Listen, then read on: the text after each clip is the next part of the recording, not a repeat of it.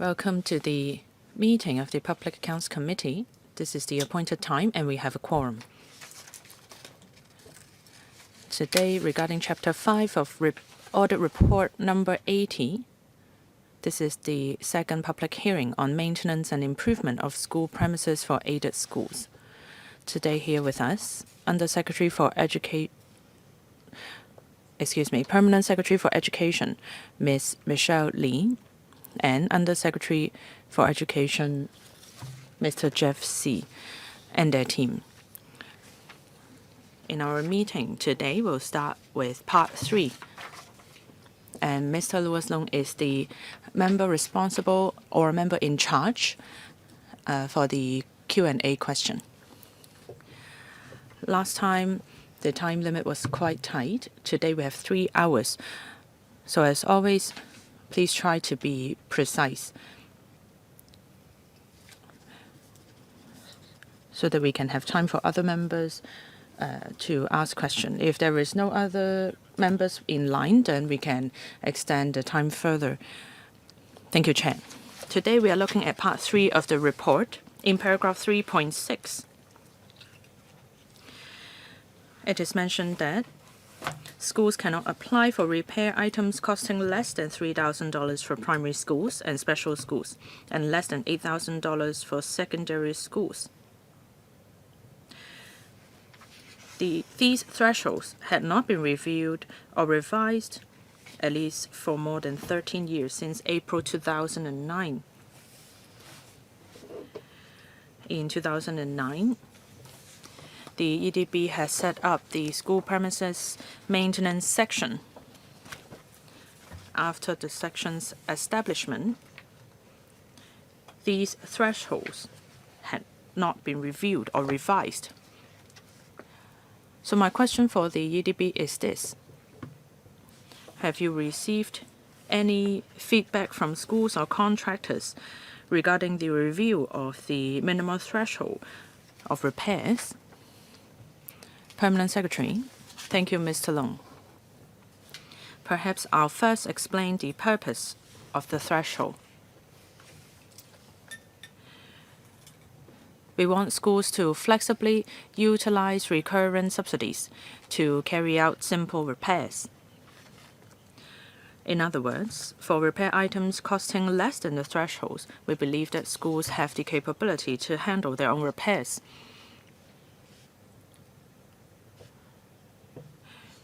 When we do review the thresholds, we have to look at a basket of reasons. Let's say the number of repair items costing more or less than the minimum threshold. We have not received any feedback from schools requesting to increase the threshold. We have received some applications for items costing less than the thresholds, and they are not eligible.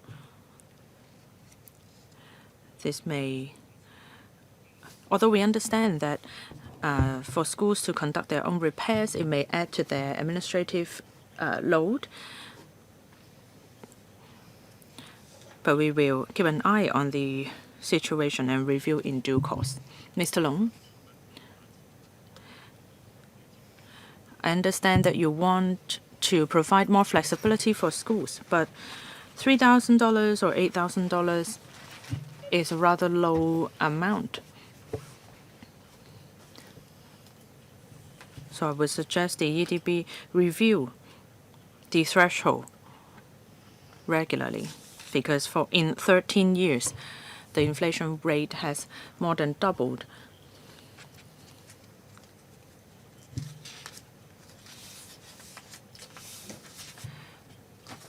So if schools can perform more of their repair works, then it will lead to fewer or less workload for the EDB. Next, 3.11. 47 schools submitted major repairs or MR applications for 51 works items of replacement of the squat-type toilets in the schools.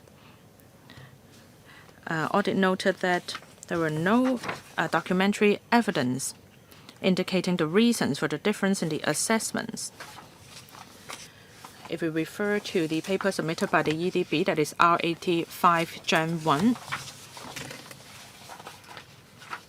it is mentioned that the maintenance surveyors and building services engineers act as gatekeepers by reviewing each and every technical assessment made by the term consultants on the major repair applications submitted by schools and requests for elaboration and follow-up action from the term consultants for problematic assessments. So, are the various reasons set out in documentary form? And can the EDB confirm that the correct decision has been made for various reject items? Permanent Secretary. Thank you, Chair. Regarding the replacement of the squat-type toilets into pedestrian toilets, we prioritize various work items. Consultants reviewed individual cases prudently and look at the scope of the works item. The EDB also reviews their decisions. In the consultants' assessment,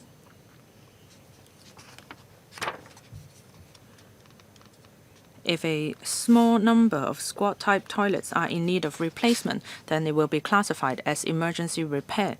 But if the works item involves replacement of toilets in the whole lavatory, then the works item will be classified as major repairs item. And if there are other items with higher priority in the major repairs item, then we will work on that first. So the assessment is made based on professional decision or judgment. The EDB reviews the recommendations made by the consultants and will only proceed if we deem them reasonable. Mr. Long.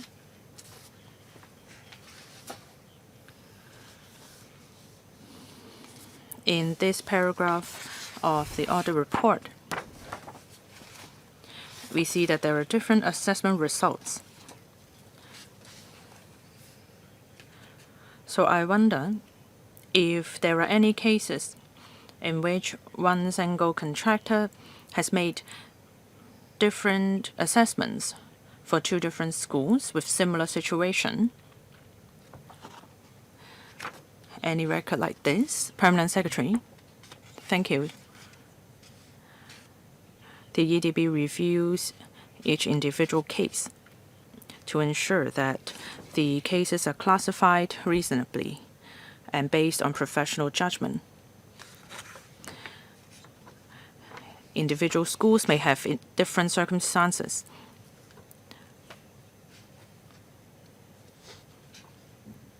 We want to ensure that for MR works and ER works, they are carried out properly.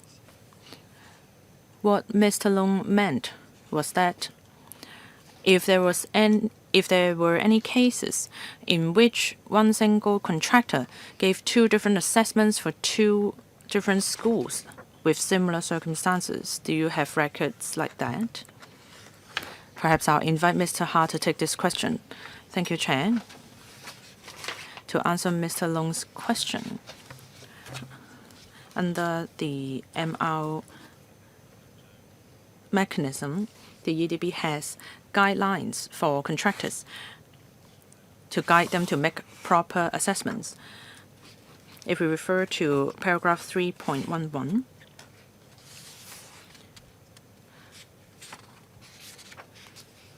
works consultants will assess different circumstances in different schools, and different assessments or different results may be obtained.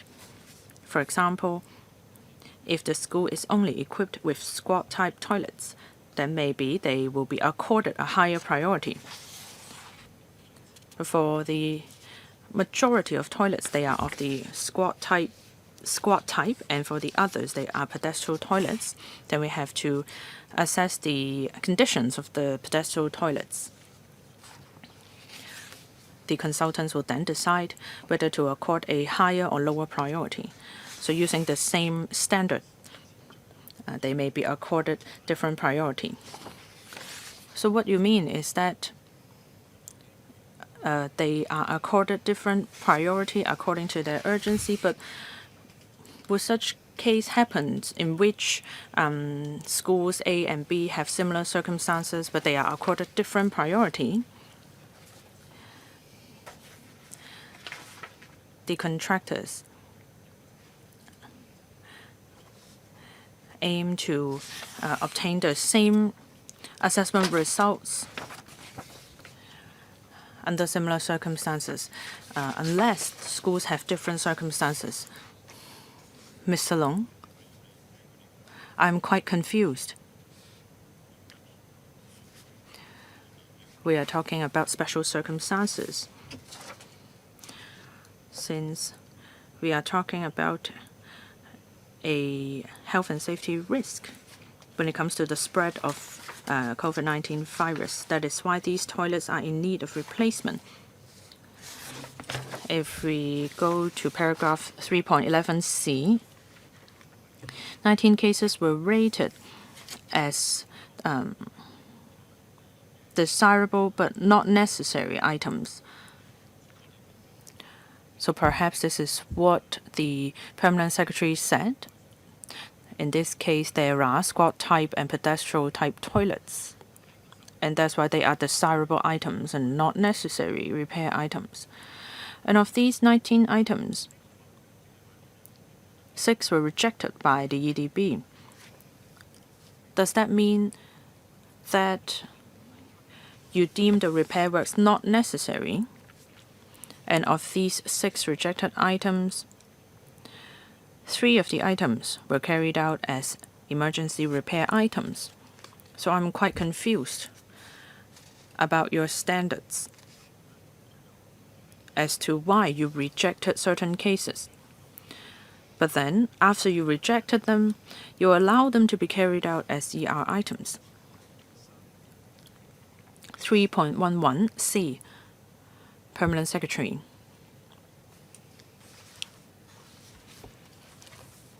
Perhaps we can refer to paragraph 3.12, ABC. Of the cases rejected, we have to look at the necessity of the repair items. If they are not necessary, then they will not be approved. We do have guidelines in place, and we require our contractors to carry out assessments according to the guidelines. Perhaps I'll invite Mr. Ha to explain paragraph C to us. Thank you.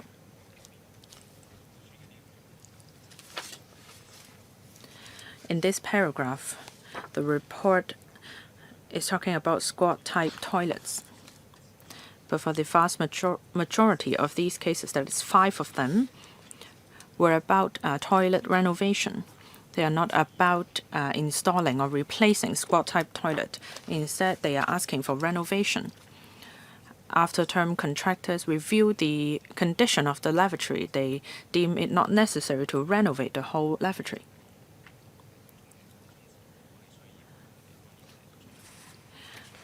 We have issued guidelines to schools stating that squat type toilets should be replaced as soon as possible. But when we review these cases, it seems that they were not, the replacement of squat type toilets was not that urgent. But then afterwards, the schools applied to replace the squat type toilets as pedestal toilets.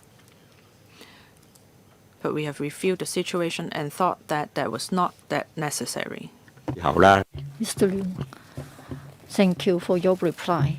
In the future, when you do give a reply to the audit questions, like in the case of 312, please try to set out the complete story. It will be fair to you. Otherwise, as a reader, I suppose any lay reader would have a very negative impression of you. It would be unfair to you. Yes, Mr. Leung, please continue.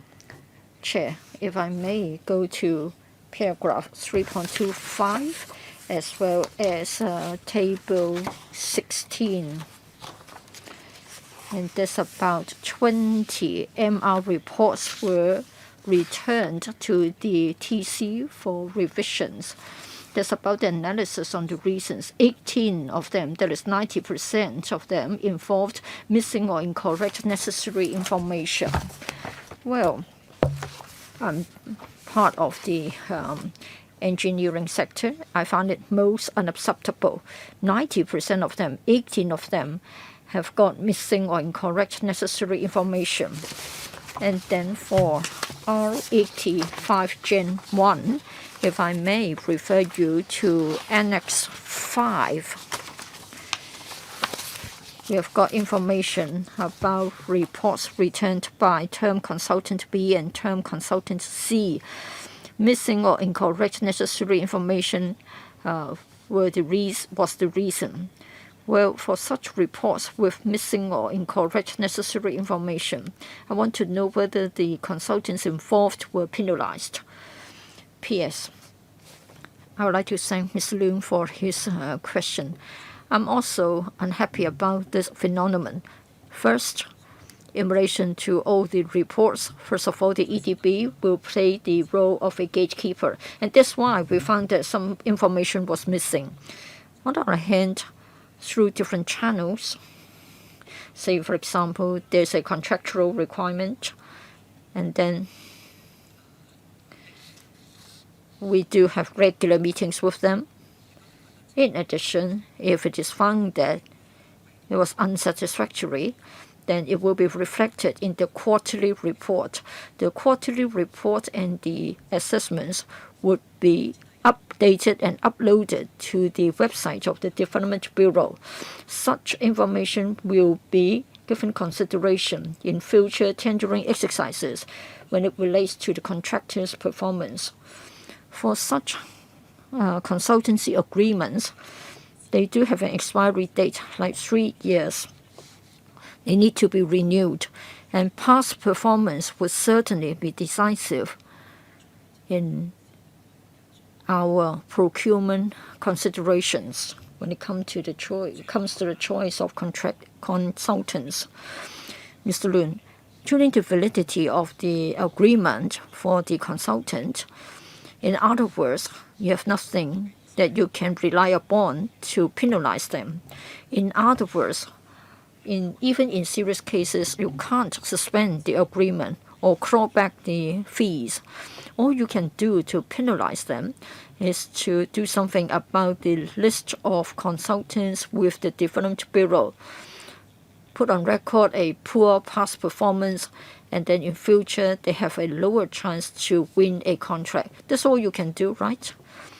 Ms. Lee, 2 points here. First of all, if the reports affect the progress of the works projects, then the consultancy may have late payment for them in relation to the consultancy fees. Second, for our gatekeeping arrangements, we have regular meetings, we have quarterly reports. All such will be considered in future tendering exercises. In serious cases, in accordance with the contractual arrangements, we'll try to see if we need to enforce the contractual terms, and then we can examine the case.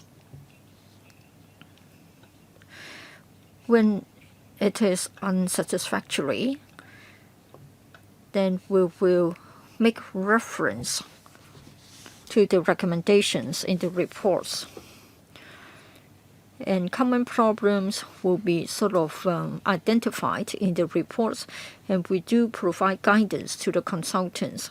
So the consultants won't, as a result, miss out any information needed. In the future, they can enhance the quality of their reports, and then we can prevent the phenomenon of having information missing from their reports. Mr. Lun, for this part, I come to my final question. Paragraph 3.28b mention is made that the EDB would prepare guidance notes to assist TCs to improve the quality of their MR reports. My question is, want to know whether the guidance notes have already been issued. Ms. Lee. Thank you, Chair. It is underway. The notes haven't been issued. As I have said earlier on, we are examining the inadequacies in previous reports, and this way we can improve upon our guidance notes, hoping that we can cover all the inadequacies in the past, and then we can be more specific and more detailed in our guidance notes, and we can prevent the recurrence of such problems. Thank you.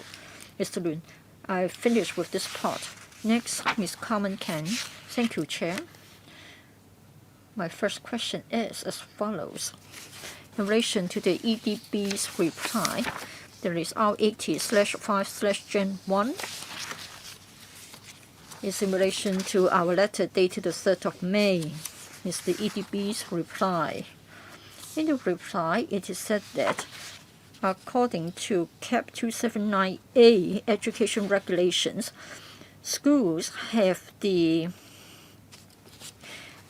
responsibility, that is all the 844 aided schools in Hong Kong must make sure that their premises are kept in a satisfactory state of repair. But what about the EDB's view of its own responsibility? Ms. Lee. Well, under CAP 279A, we cover all schools, including private schools as well as publicly funded schools. What we want to ensure is that the schools themselves have the first priority. For aided schools, when it comes to public money, when it comes to the daily operation, our role is to assist schools in discharging such a statutory duty. Yes, Ms. Can. Chair, giving assistance will assist schools in discharging their statutory duty. Any penalty clauses? So you assist them. What is your role? Do you have the power to supervise them? Can you hand out punishments? Or do you have the view that you are simply managing the term consultants? In a moment, I'll come to that. Do you think that you just have the function to manage the performance? Well, it is a matter of value for money. We do spend a lot of public money on this. So what is the responsibility of this EDB? The schools themselves have the first priority. Let's come to paragraph 12 in relation to the fire doors. It is very important for the safety of school children. So I want to be clear about this. It is said that if it is found that the school premises, including the fire doors, have any defects that affect compliance of the fire-resisting construction requirements or damaged fire surface installation that requires immediate follow-up, schools can submit applications to EDB for emergency repairs. So it's a matter of, it's discretionary on their part. Ms. Lee. Well, regarding the powers and responsibilities, first of all schools, including private schools and aided schools, basically they have to meet the requirements under CAP 279A. For aided schools, we have additional requirements. Say, for example, they have to follow the guidelines handed down by the EDB, and there are also requirements under the administrative manuals for schools. And as far as maintenance and repair is concerned, we do have guidance notes to say that for major repairs, if they apply to the EDB of the SARG for non-recurrent funding, they must follow the procedures. That is, they have to let us supervise them. We have the term consultants, we have the maintenance term contractors carrying out the work for them. So in specific terms, please go to paragraphs 12 and 13. That's in relation to fire surface installations and equipment regulations. under CAP 95B, the regulations, that doesn't just apply to schools. In fact, all relevant persons must make sure that their own premises, for every 12 months, registered fire service installation contractor would check them. And then school authorities must inspect their school premises all the time to make sure that the school premises are always in a satisfactory state of repair. If there is a need to carry out a repair for aided schools, they can instantly follow the mechanism and apply for funding from us to carry out ERs or MRs. Ms. Ken, Chair, when it comes to fire doors, let's take a look at fire doors. For fire doors, just now the PS said that schools might apply for ERs or MRs. On this matter, I think that's where the problem lies. If you go to paragraph 3.14c, in May 2020, a school submitted an MR application. According to your report, MR is time limited. In other words, at the beginning of a financial year or at the beginning of a school term, please clarify.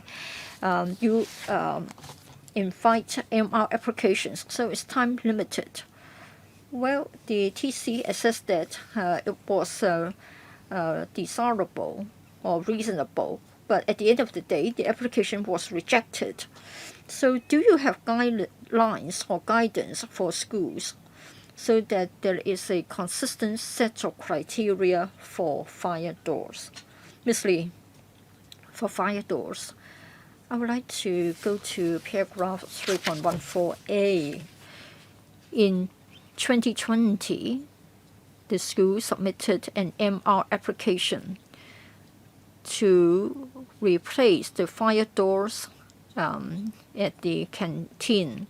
When an assessment was carried out by the consultant, the professional judgment was that the fire resisting functions were acceptable. It's only that the veneers of the door came off and it was still functional, and temporary repairs were carried out. And the term consultants were of the view that the replacement of the fire doors were not urgent. And then later on, the MR was granted in the following cycle, and then in the following summer vacation, the work was carried out. That is August 2021. For each and every project, we do ask our term consultant to go to the site, carry out an inspection, and come up with a report. Then the EDB will read the report to check whether the MR should be granted or whether an ER should be carried out. Ms. Ken. What about 317A? It is said that the EDB has already enhanced the computer system. Just like in the case I've referred to, if the TC doesn't agree with the school, and should there be a difference in opinions, I want to know whether the system would record this fact for the reference of schools. Schools are supposed to have the first priority. What about the EDB? Do you also have a secondary responsibility as well? Permanent Secretary.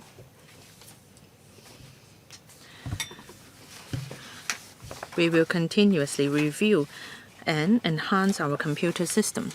We will look into the possibility of including additional information in the computer system to ensure that responsibilities are clearly set out, and if any follow-up actions are required.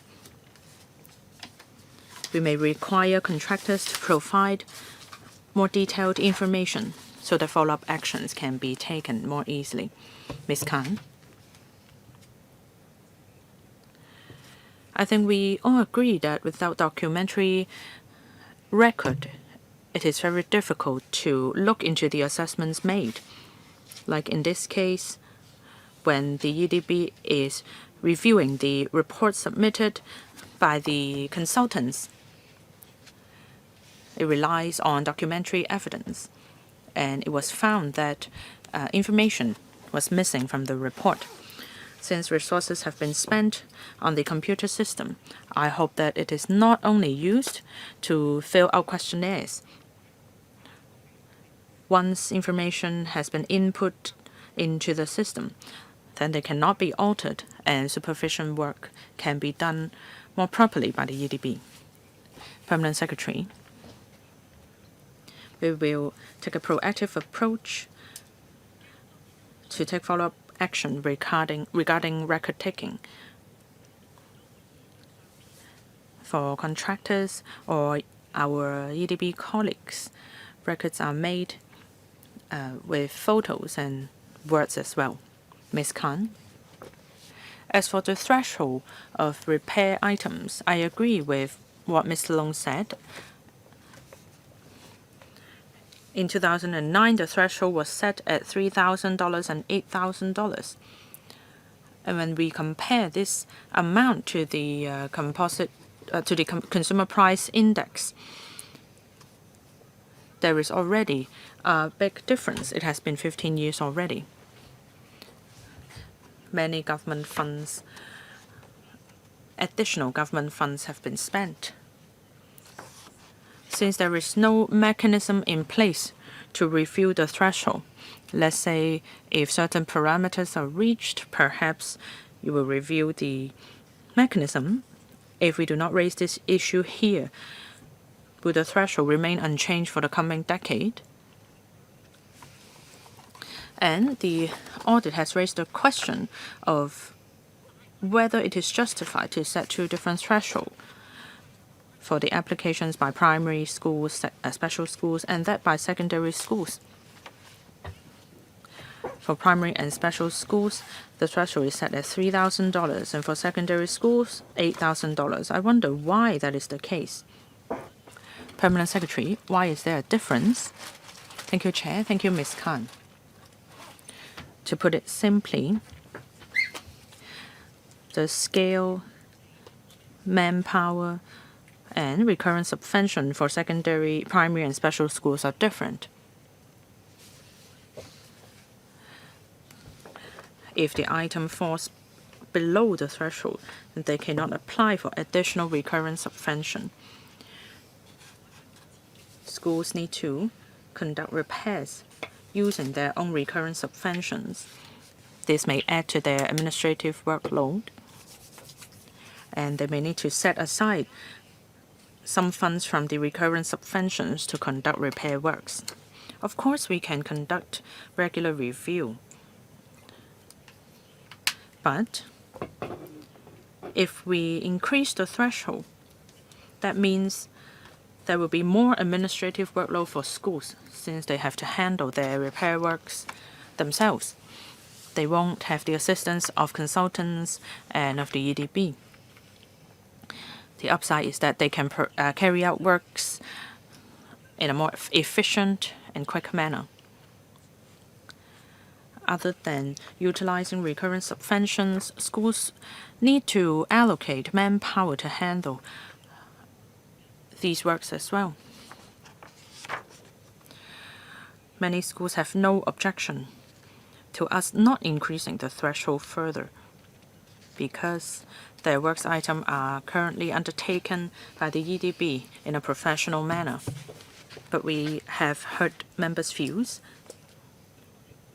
We did not review the threshold over the years, and we will look into whether or not it is necessary. We will also review the amount of recurrent subventions the government provides for school, and when schools are applying for ER and MR projects, how much do the repair items cost? And we will also look into the fluctuation of works costs. Thank you. Ms. Khan, I thank the administration for undertaking to review the mechanism.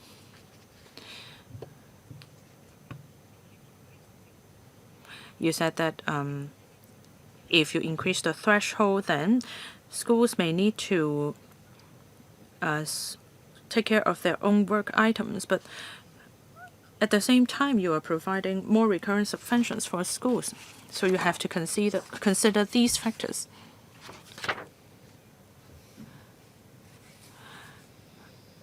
For primary schools, it doesn't mean that their cost of repairs is lower than that of secondary school.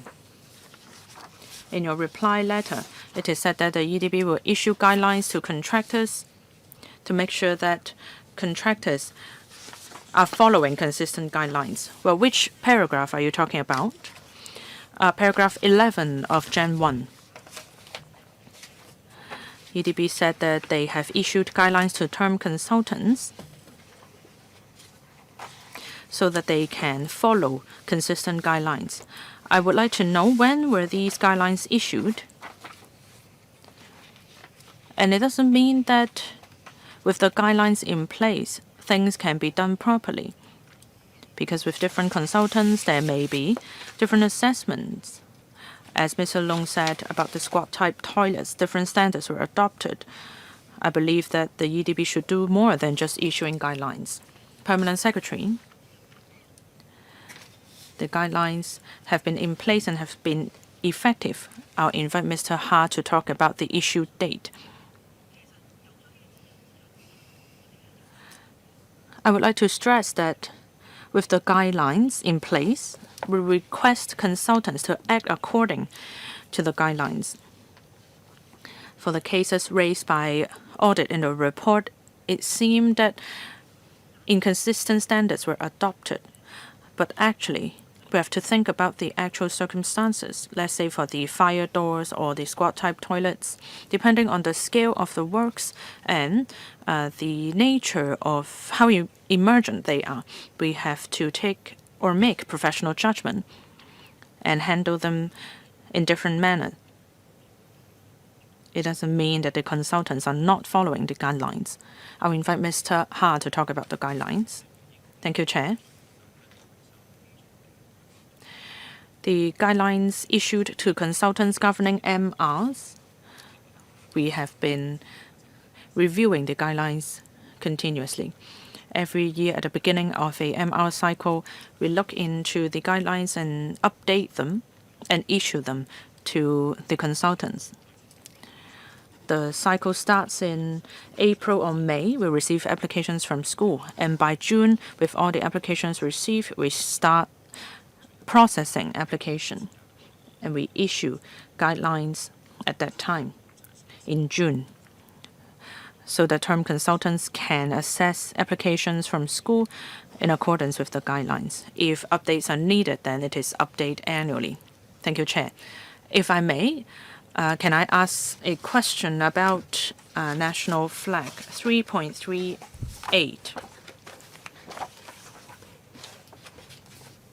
I believe that it is very important, the flagpole repair works.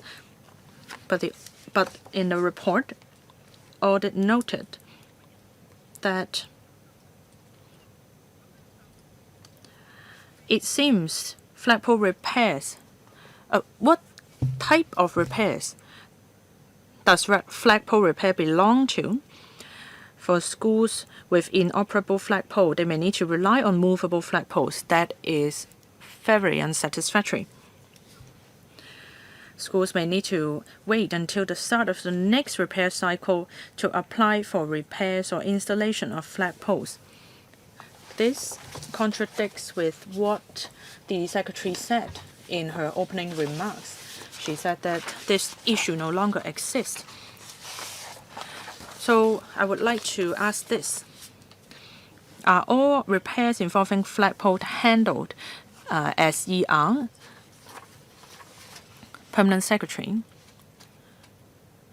Well, all schools are compliant with the National Flag and National Emblem Amendment Ordinance, and in accordance with the guidelines set out in Circular 11/2021 promulgated in October 2021. If flagpoles are inoperable, they'll be handled as quickly as possible. I would like to stress that for some flagpole repair works, they are specifically mentioned in the report. Some of the repair works involve more than one flagpole. I would like to stress that all schools are in compliance with the necessary guideline.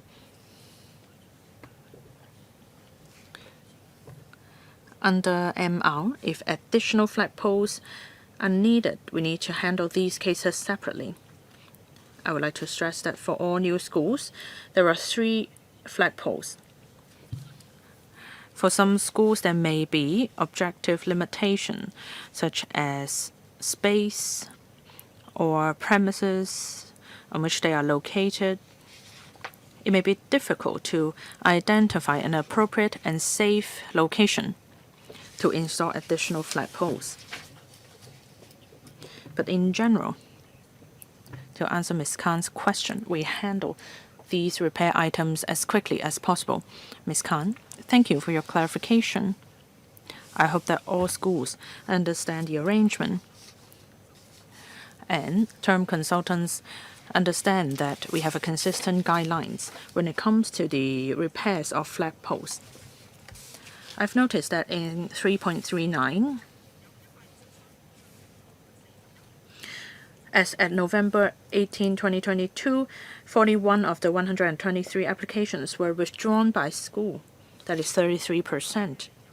So have you looked into the reasons why schools have withdrawn their applications? 33% is a lot. Permanent Secretary, these 41 applications were withdrawn by the schools themselves. Reasons include insufficient space for flag installation and reinforcement is needed. Some may involve the reinforcement of slopes as well. We need to stabilize the slope, and these works may affect daily operation of schools.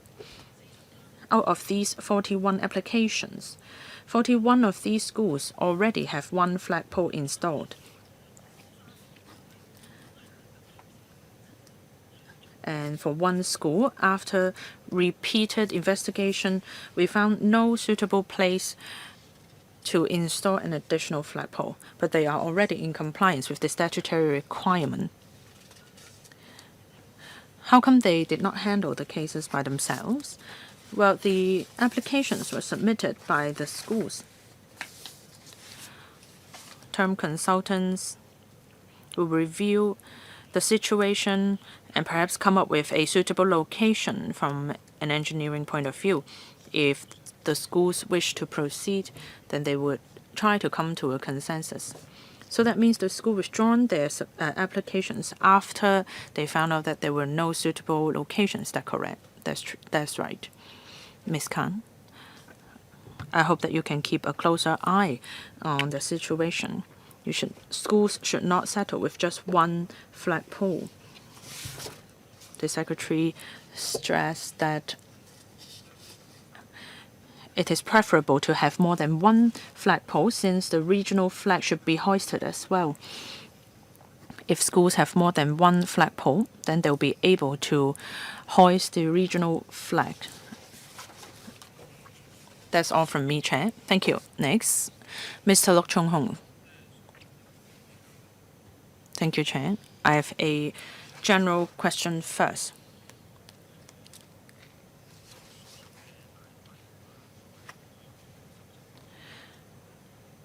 For MR projects, well, $3,000 is actually not that major for primary and secondary schools, and the threshold is at $8,000 for secondary schools. The EDB said that they will review the limit, well, but we will not put too much emphasis on that for now. I wonder if the contractors are paid in a lump sum or paid by works projects.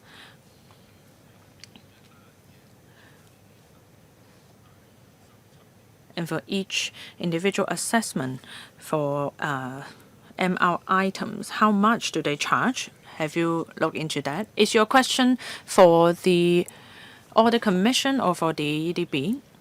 I would like to know if the audit has looked into the problem and whether or not the EDB has any information to provide. 政府 Audit. Thank you, Chair. Thank you, Mr. Luke. For this tender, it is similar to other government tenders. Whenever we spot a problem, we'll raise it, but we haven't. So I think I can give the floor to the Bureau. Yes, Ms. Lee, please. Well, for the fees charged by the term consultants, of course, that's set out in the agreement. We follow the usual procurement mechanism. Regarding the fees, may I defer to Mr. Ha in relation to the details? Yes, Mr. Ha, please. For the term consultancy agreements, we have a fixed 3-year term for the agreement. And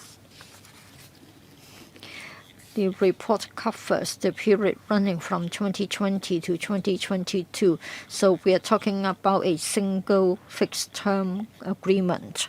What happens is that the term consultant has to engage quite a large number of professional staff members to carry out assessment for ERs and MRs on our behalf, and then write a report, and they have to issue a works order to our maintenance term contractors to carry out the work on school premises. For the consultants' fees, well, in relation to different categories of works, they will charge us a fee. Different firms have got different sort of fee levels, slightly different. I won't disclose the details here. Now, it's a 3-year agreement. Do we have a few of them covering the city or a single one covering the entirety of Hong Kong? Mr. Ha, if I may refer the member to the earlier part of the report, I'll try to identify the relevant table. Maybe table 1. If I may add to the answer. Yes, Ms. Lee, please. In the introduction part, please go to table 1, which gives you the details. For term consultants, first of all, we have got contract areas. We have got a few contracts. And again, for the maintenance term contracts, there are a few of them. For term consultancy agreements, there are 3 of them, A, B, and C. And they cover the respective contract areas. Thank you. Mr. Luke, if I may come directly to my question rather than raising points indirectly. You have got 3 contracts covering the entirety of Hong Kong, 3-year agreements. The total value is $452 million. That's for the payment of the consultants. What about the actual cost of the works contracts? How do they compare with the consultancy fees? I ask this question. This is because for minor projects, it won't be cost effective if you still get a consultant to be involved. If you trust the schools, if you trust the schools' management capability, and I think even for schools, they have got a basic team of maintenance people. So I think the effectiveness won't be less than that involving consultants. Because after all, we aren't talking about really major repairs because the threshold is $3,000, $8,000 only. So what about the ratio between the consultancy fees as well as the project fees? Even for large contracts, I think the consultants' fees shouldn't exceed 10% of the value of the works projects. Let's take a look at Table 1. For the years 2020 to 2022, we spent $452 million on the term consultancy agreements. And then for the maintenance term contracts, that is money paid for the works themselves, we're talking about $4 billion, $4,091.9 million. Please also take a look of the notes. That is the outstanding amount of money involved. $4 billion covers large projects, right? What about the sort of miscellaneous projects?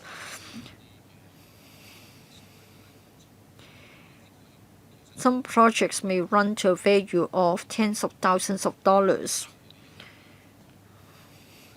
You get a consultant to go to the site, read the plans, etc., etc.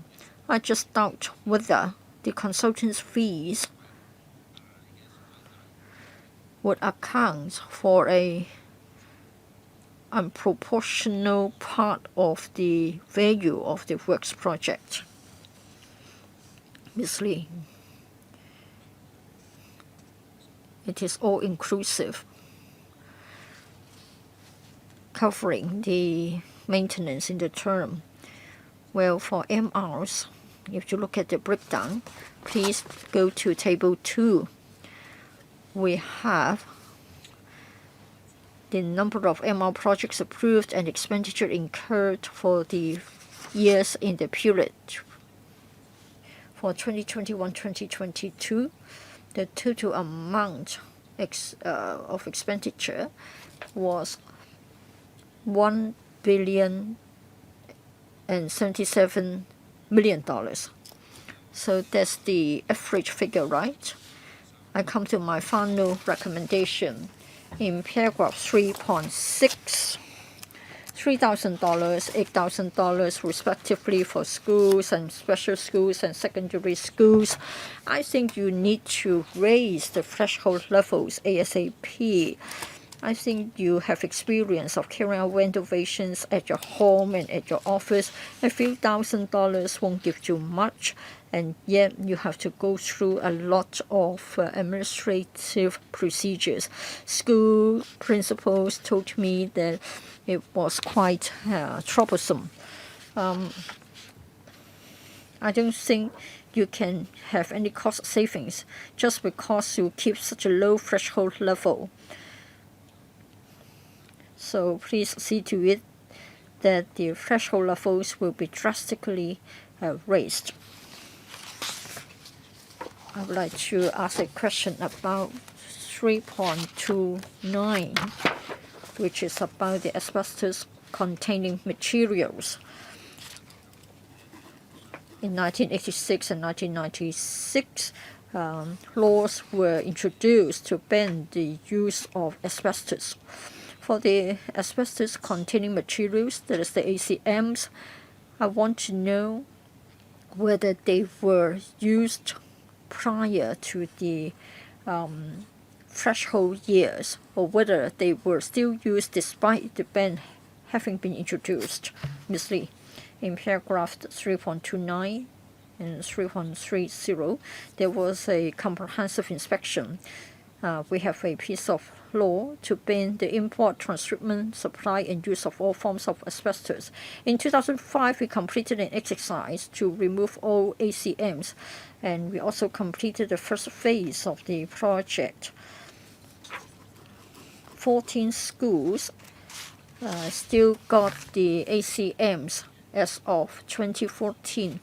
In fact, 3 of them had them removed as part of the other exercises. So what we have got now is the remainder part of the program. What I want to point out is that for schools still having the ACMs, and there are 11 such schools, we will follow the approved mechanism by the EEB to make sure that they would be identified as safe as part of the regular inspection program. Schools know where the ACMs are. Well, if you want to remove the ACMs, quite a lot of work is involved. Most of them are concealed under the floor slabs and encapsulated with glue. So there will be a degree of risk if you want to remove them, and therefore you need to proceed carefully with a lot of preparation. We have got ways to make sure that they will be safe.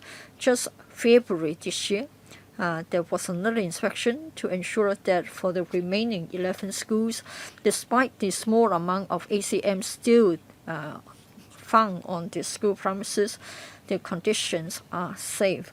In future, for ER and MR applications, we'll make sure that the 11 schools will come up with requests as soon as possible to remove the ACMs.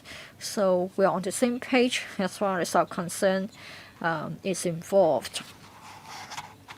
Mr. Luke, I know the EDB takes a serious view of this matter. What isn't good is that if you have got a timetable for the schools, then that would be best. Of course, I know there are challenges and there are practical difficulties. If you want to remove the ACMs, you may have to close down the school campus. Even during school holidays, there are lots of activities ongoing. So that's a challenge. But still, to me, I think it's best if you can come up with a timetable. Say, for example, have it done within a number of years, or if you wait for the next major repair for the entire school. We would be interested to know when that would take place. Ms. Lee, any sort of arrangements with schools, we do agree with you. So at the next MR cycle, we will urge schools to submit their requests. We'll make sure that schools will complete the job ASAP. Mr. Luke, I don't have any questions for the time being. Ms. Ken, you have got a question for the third time? Ms. Ken. Chair. Just want to pick up the point made by Michael. Consultancy fees. If we go to table 1, do I understand it correctly? Table 1 on page 4. For the TCAs, term consultancy agreements, 3 of them, A, B, and C, total value $452 million. For the maintenance term contracts, total value $4,091 million.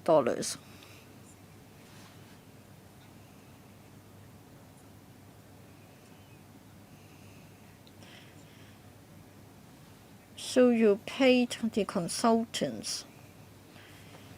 In other words,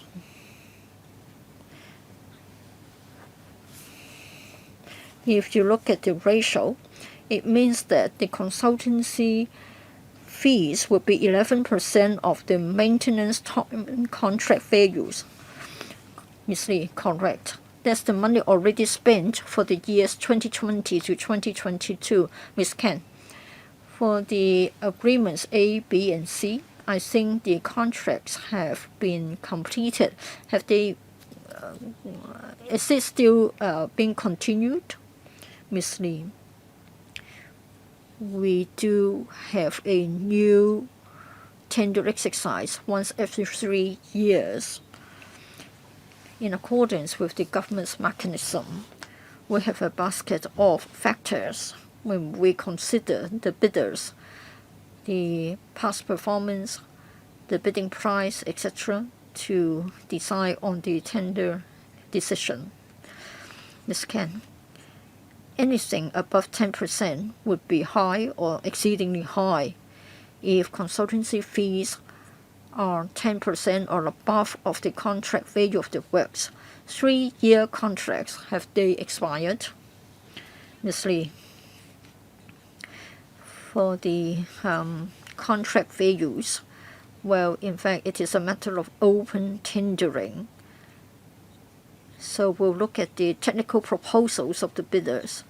We'll also look at the price proposed. So it's all part and parcel of an open tender exercise. Upon completion of the agreements, and the agreements expire on different days, any requests have to be made before the expiry of the agreement. Take Table 1 as an example. Between 2020 and 2022, we spent that amount of money as indicated in the table. For the MTC, The money involved was $4,091 million. Please go to note 3, which says that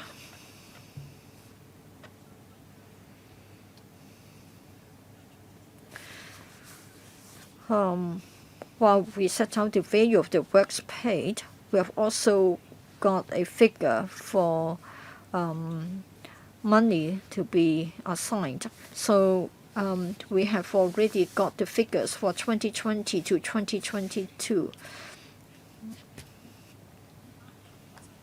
It doesn't mean that all the works have been completed because some of the works are still underway, so not all of them have been sort of included here. Ms. Khan, Chair. So you mean that we need to include an additional $1.5 billion into the $4 billion, is that right? So that means the total is $5.5 billion. Well, we can calculate the percentage differently. My question was, has the contract term expired, the 3-year contracts? Perhaps I'll ask Mr. Ha to take this question. I understand. My question was, has the contract expired? If you can't answer that question, I highly doubt your management skills.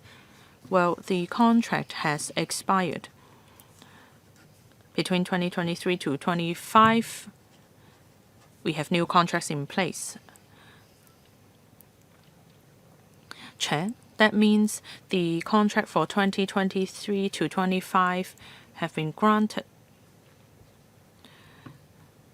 Since term consultancy or the A, B, and C consultants are anonymous, can you tell us whether these companies are the same ones as before? Chair, there were changes in 2 of the contracts. Yes, there are changes, Ms. Khan. Thank you, Chair. So that means A is no longer the consultant of the term consultant agreement A, right? And B is not the consultant of agreement B, and C is not the consultant of agreement C, right? Or have they changed their places?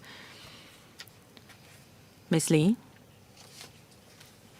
Well, these contracts were awarded according to the established tendering procedures of the government. There are changes. For consultant A, in 2020 to 2022, they are not consultant A in 2023 to 25. So I would like to talk about the performance of consultant A. If we look at Gen 1, and that's 5. In Annex 5, it is pointed out that for term consultants A, B, and C,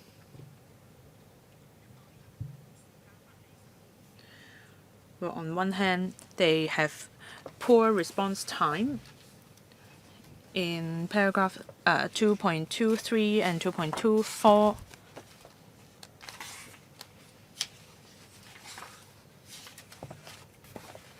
the MR reports will have to be submitted within 24 working days after completion of the works.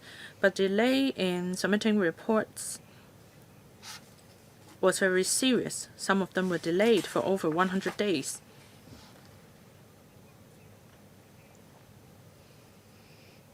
I'm concerned about the contents of the reports. It seems that they don't place sufficient importance on the reports. The amount of work involved is not small at all. Perhaps they have bigger fish to fry. The EDB has returned MR reports for them. For term consultant B and C, 100% of the reports were returned because of missing or incorrect necessary information. That is quite a number.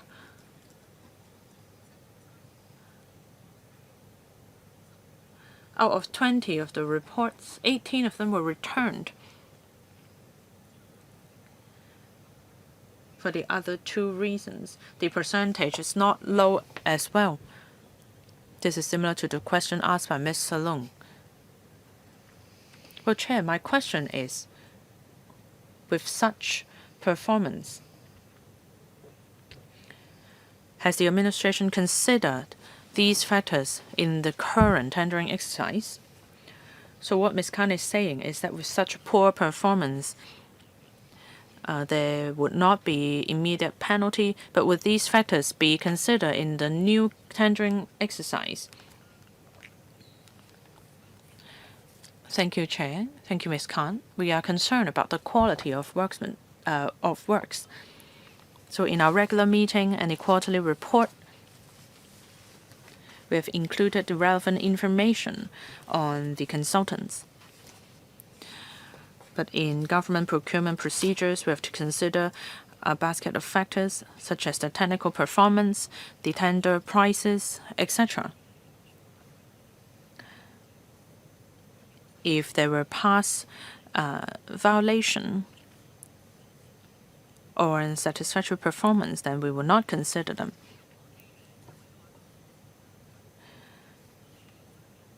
So to answer Ms. Khan's question, we did conduct follow-up work, and the results are reflected in the tendering exercise. If the consultants are not clear about our requirements, then, as I said, and as suggested in the report, we will set additional guidelines for the compilation of reports to make sure that necessary information is not missed out and that the reports are submitted on time. We will keep an eye on their performance in this regard. We are gatekeeping the quality of the works. We know that the quality of the consultants need to be improved, and we will keep an eye on that. Chair, can I request Audit to look into the problems that I've just mentioned regarding 2.4 and from 2023 to 2025 cycle? Since Audit already has the information on hand, can they look into the situation? Director of Audit. Thank you, Chair. I recommend including these suggestions in the report so that we can follow up on your suggestions according to established procedures. Chair, that is up to your judgment. This is my recommendation. Next, on ACM, paragraph 3.31. So for these 14 schools, ACMs still existed, and they are concealed. So if we want to remove them, we need to perform large-scale renovation. And currently, since the ACM existed, are concealed, so they are safe. So I wonder if these 14 schools, what is the progress like for these 14 schools? Ms. Lee? Well, our professional consultants deemed the situation safe, and it is not recommended that we publish the names of these schools. Ms. Khan? Can you submit the safety report to this committee for our reference? Ms. Lee or Mr. Ha? Yes, we can do that. Thank you. Ms. Khan, I have no other questions. Thank you. Next, Deputy Chair, Mr. Porte. Chair. Other members have expressed concern about the threshold of minimum repairs cost. That is $3,000 and $8,000. I feel that I don't have full grasp of the information, but I agree with one point made.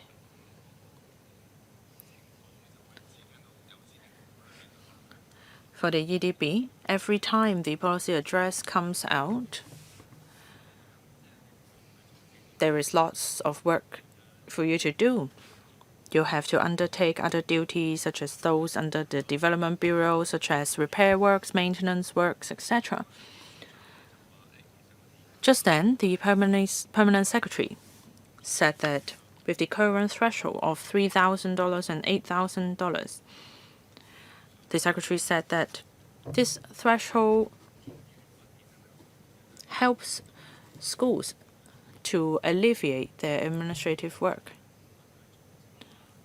But from what I've heard, for our YAO projects, we need to engage consultants and reports will have to be made.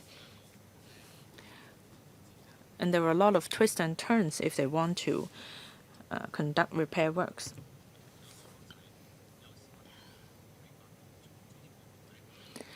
I understand that from a professional perspective, be it from the accounting or from legal point of view, we may be looking at cold figures or hard facts.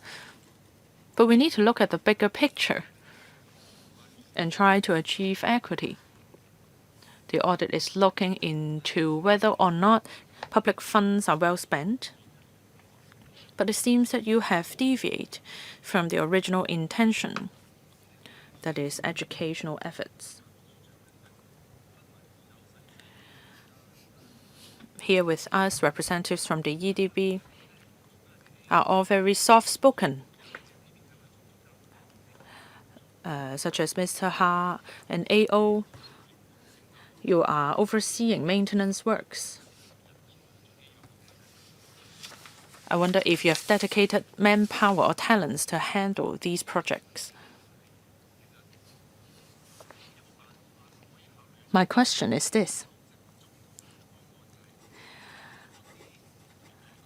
Are so-called halfway house proposals available? Can you give more leeway for schools to make school-based decisions? When it comes to repair works, perhaps schools can take a school-based approach. They can conduct their repair works first before reporting the works later.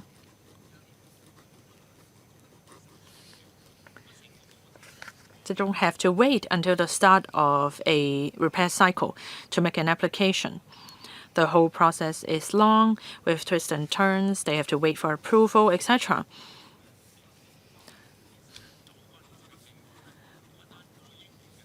Well, for cases of small claims made at small claims tribunal, or for large cases involving millions of hundreds of millions of dollars, the procedures are rather similar. There are 884 schools all over the territory for repairs projects that cost a few $1,000s. Well, we have read in the report that for concrete spalling of the roof, applications were made separately that involve a lot of administrative work. If schools can handle them themselves, then they can make a report to you. Even though the cost of the works exceeds the threshold, will you accept that? Will you accept their applications? Of course, you can invite experts later to come and take some photos as proof. But my point is, can we skip all these administrative hurdles? I wonder if Mr. Ha has any views on this. Ms. Lee, I'd like to thank Mr. Chair for his views. The Bureau takes care of both the policies as well as the executive functions. We want to make sure that both in terms of hardware and software, students have got a good learning environment. Yes, we take care of different aspects of school work. Some of them are sort of large in scale. Some of them are rather sort of a minor nature. I think we have a school-based approach. We want to empower schools to take up smaller, minor projects so that in a streamlined, simple, and cost-effective way schools can take care of that. Yes, we hope that schools can sort of take care of such matters themselves. If members share our views, we will give it a very serious consideration. Now, the member seemed to say that even for projects exceeding the threshold levels, they could carry out the work themselves first and then report and get refund. Well, we need to be very prudent. We have already got a mechanism to prioritize the works. Emergency repairs don't have to wait. For MRs that can wait, then they will be taken care of under the MR mechanism. The EDB makes sure that public money is wisely and well spent. Regarding the members' suggestion, Chair, I'm afraid I have to say that we need to be very prudent in our consideration. Deputy Chair. Yes, of course, I know there's a need to supervise the schools. Now, the audit is saying that sometimes you don't have documentary proof. They're trying to be polite. 844 aided schools spread all around the city. You need consultants to pay site visits, write reports, and then take a decision. Well, it seems that Mr. Luke was saying that you should fire all of them. Well, we are talking about minor matters. Now, for the consultants, they're not good at paperwork. On the other hand, we are poor at operational work at the forefront. We are good at paperwork. So for the audit, they will be interested in the code figures only. And so it seems that we have got a lot of criticism. Now, for us, if you ask me to go to work on the ground, it will be difficult for me. But for consultants, they are not good at paperwork, and yet you're forcing a lot of deadlines on them, and that's why they can't meet the deadlines. There are a lot of loopholes, and you have to go after them, and you have a hard time. Well, the PS is sort of echoing my views with a smile on the face. Well, I think we need to give play to our strong points, our strengths. So don't have supervision for supervision's sake. Don't have reports for reports' sake. I think it's better if you just take photographs and write briefly what was involved. I think it's better to leave it in the hands of the schools than sort of have it going through such a complicated cycle. For concrete spalling on the ceiling, well, I think you will get it day in, day out, and it gives rise to lots of projects, and the audit will also go after you, criticizing you for poor performances based on the undesirable percentages. So I hope the EDB won't sort of reject my idea outright. I'm thinking on your behalf. You're spending a lot of money, and I don't think it has generated a lot of good results. Educational people should focus on educational issues rather than focusing on repairs and maintenance. Now, in terms of policies, yes, you have your own consideration, but you need to consider my view, which is a pragmatic approach. Ms. Lee. I think, first of all, let's look at the threshold, whether there is room for enhancing it. That's the first priority. Your suggestion was to carry out the repair first and then get a refund after reporting. We need to consider the risk when we carry out a piece of a works project. It's not just a matter of whether it should be justified. We are interested in how it is being carried out and what sort of materials are to be used. That would have a bearing on the final value of the works project. If they're allowed to do it first and get a refund, I'm afraid we need to be really, really careful about spending public money here.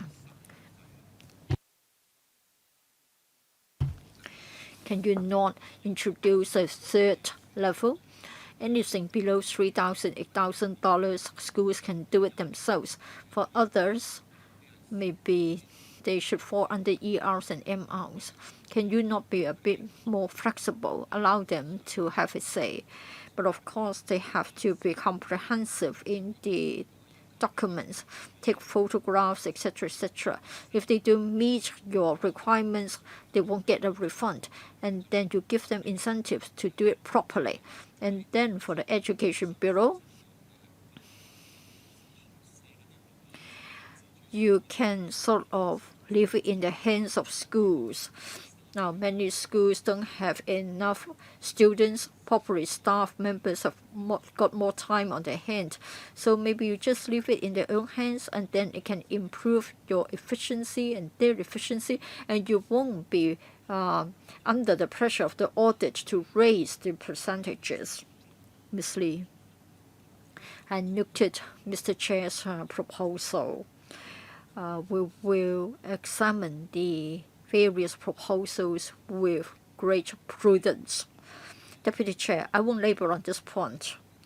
If I may raise a point already picked up by another member, that is for the same consultant, I think the Chair also asked this question. The same consultant may have different recommendations for different schools on the same project, or different recommendations for different schools. It is said that cases differ. I think in courts, judges would come up with different judgments. I won't labor on this point, but when a judge makes a mistake in his ruling, or if he's being subjective, it doesn't matter, because he will hand down a written judgment. Well, the reply, the answer itself may not be the most important point, the result may not be the most important point, but then the process is also important, setting aside that technical people are not good at writing. I think if you have got the written judgments, even though 100 judges may come up with 200 different judgments, if we have something in writing, then it can help, rather than just be focusing on the results themselves. Now, the Director of Audit is saying that you haven't got documentary proof. If you have got a paper trail, then it's better for the auditing work, and then you'll be fine. So I hope you will improve upon this. Ms. Lee. First of all, as I've said, we are going to improve our guidance notes. Second, for all the consultants' reports, they will be read by the EDB. We do gatekeep here. Second, as mentioned in the report, we are going to enhance our supervision of the consultants. We'll make sure that consultants will write detailed justifications for their decisions. Deputy Chair, I'm supposed to take evidence here. I'm acting out of character. I'm giving too many of my views. Well, on the face of it, this is not a difficult case. Ms. Young, a question about the assessment of MRs. Paragraph 3.4, the EDB will refer a request to the term consultant, and then the term consultant will decide whether it is a RA, RB, or RC, etc. Anything that is urgent will be taken care of earlier, like in the case of paragraph 3.12. Within 7 months, the ERs would be completed. In paragraph 3.12b, if it is not assessed as ER, it will take longer to complete. For paragraph 3.12, there's mainly about squat type toilets. Now today, what was said that even for projects of the same nature, there were different recommendations. Now, if it is an ER, does it mean that more manpower will be deployed and the project will be more expensive? If it is not assessed as ER, it will take longer time. Does it mean that fewer people will be deployed and then the value of the project will be smaller? Or if it is of a lower priority, you will have to drag your feet and then you will be 1 or 2 years later before it gets done. So Is it more about the money involved or the speed that the work will be completed? Please elaborate on the rationale. P.S.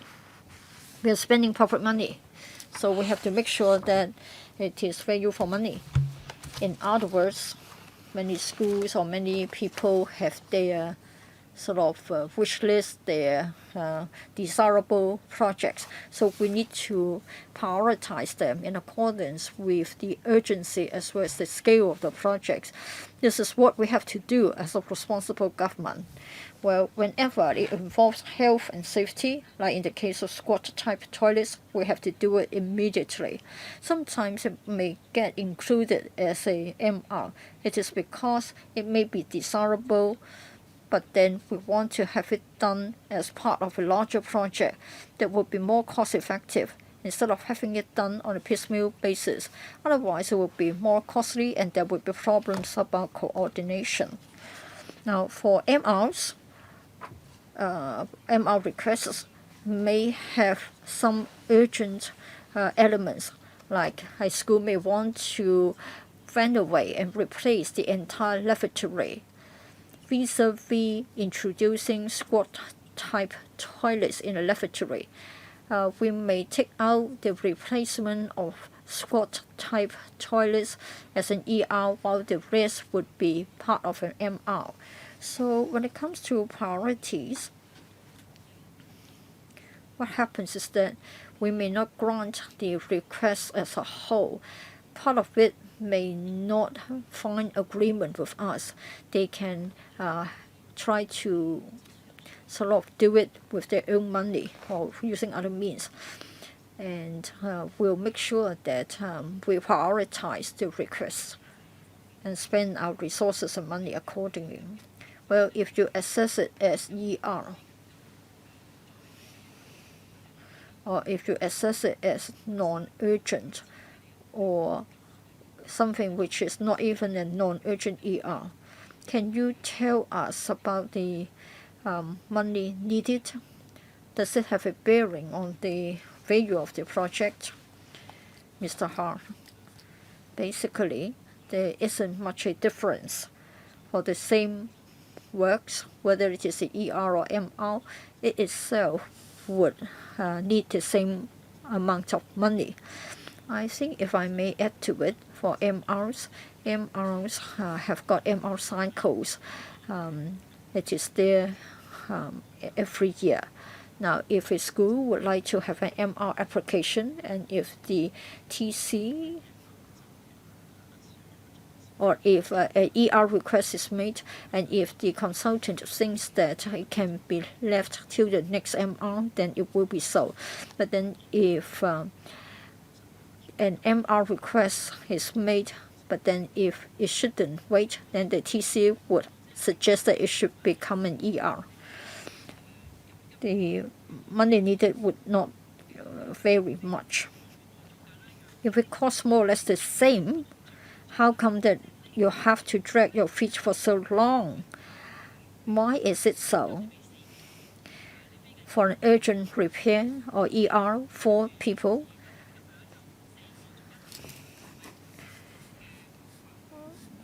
I want to know whether you deploy more people so that you can finish it within a short period of time. And then for an ER not assessed, or for a project not assessed as ER, you send fewer workers. So is it because when it is not assessed as ER, fewer people work on it and so it took longer time? We have read a lot of information. You are telling us that the same amount of money will be needed, and yet you are not interested in deploying the manpower needed. Is it because you have difficulties in engaging manpower? And that has a bearing on the classification. I think you're too lax in your supervision. How come that you allow a project to be on the waiting list for 2 years? We are only talking about the replacement of a toilet. I think what Ms. Yung means is that for ER and MR MR and ER projects, the costs are the same. So how come the time taken is so different from each other? How come you cannot expedite the work's progress? Well, thank you, Chair. Thank you, Ms. Yong. We have a lot of considerations, including manpower and priority accorded. We perform all necessary ER projects, but for desirable projects or not projects that are not necessary, we have to decide whether or not to perform these projects or not, perhaps partially, and to accord priorities to them. The cost of works for ER and MR projects are similar, but we need to handle all ER projects first. We need to handle all ER projects from all schools instead of taking on MR projects and ER projects from some schools, because resources are limited. We need to accord priorities to different projects. In the utilization of public funds and resource allocation, according priority is a must. As for why certain projects are classified as MRs but not ERs, as I said, ER works mainly involve smaller scale projects. As I said in my example, there may be renovation of the entire lavatory involving laying of tiles, etc. These are things that we experienced in home renovation as well. We need to ensure that the quality of works done are satisfactory in the end. Ms. Yong, I understand the EDB is not responsible for the works themselves. You have to engage workers and contractors. I wonder if you can have stricter management. You shouldn't just award a contract to a contractor for 2 or 3 years and then allow them to finish this project after such a long period of time has lapsed. For a certain facility, if the schools cannot use it for 5 months or for 2 years, that makes a major difference. How come you are not pushing them to finish the works faster? There is no way that you can tolerate the fact that the costs are the same, but the progress is so different. If the contractors are taking longer to complete the works, then the cost should be lower. We are talking about the renovation of lavatory. Ms. Lee, I would like to add that in our contract or in our guidelines, completion dates are set. For MR projects, 88% of the projects were completed ahead of deadline. For some of the delays mentioned in the report, as I mentioned in our last meeting, during 2020, or during that period, during the audit period, over 400 days were days where schools were closed, and that affected progress of works. We do not tolerate their slow progress. We do have guidelines and indicators in place to restrict the works period. Perhaps Mr. Ha has points to add. Thank you, Chair. As I said, the M-hour mechanism follows a cycle. So every year we strive to clear all the backlogs of MR projects. So for paragraph 3.12b, in this case here, after we granted approval for MR application, as per the school's request, the works were carried out later. It was not due to the fact that the consultants were trying to stall the progress of works. Well, you were talking about a specific example, but what Ms. Yong is saying here is that with ER and MR, since they are of comparable costs, how come you do not push for faster progress? Well, Ms. Yong, perhaps I'll share my view with you here. Well, there are different contractors covering different areas in Hong Kong. So contractors are scheduling their works in a 3-year period. So if the contractor has contracted the works out to 30 different contractors, then of course they would do it and complete the works at the same time. But if all 30 projects are assigned to one contractor, then they would need to accord priority to different works, and some of them may be completed later than others. I think that is the difference.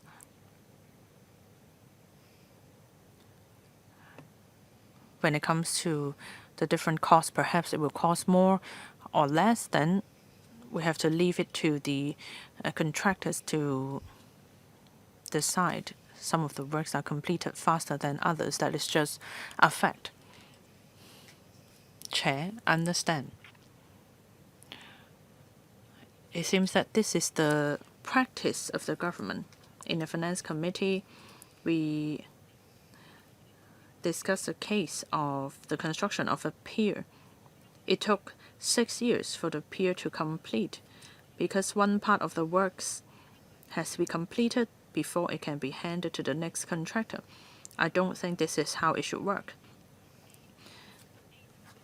They should be handled at the same time. If we refer to 3.12A and B, they are replacement assessed as ER works, and those that are not assessed as ER works. So we are not talking about the same group of workers undertaking different works projects. If they are not able to handle all these work projects at the same time, then you need to do something about it. You shouldn't just say that, well, there are not enough workers to handle all the works. How are you going to allocate the contracts better so that they can be scheduled at a time where the works can be completed more quickly? I hope that the administration can look into how you award contracts to cover different areas.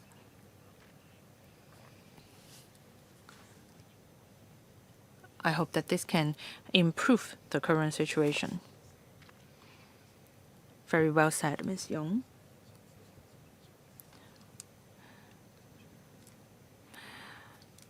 There are views from small contractors that all the works projects are awarded to large-scale contractors. I think it comes down to project management. Should we pass all the works projects to one coordinator, or should they be distributed to smaller stakeholders?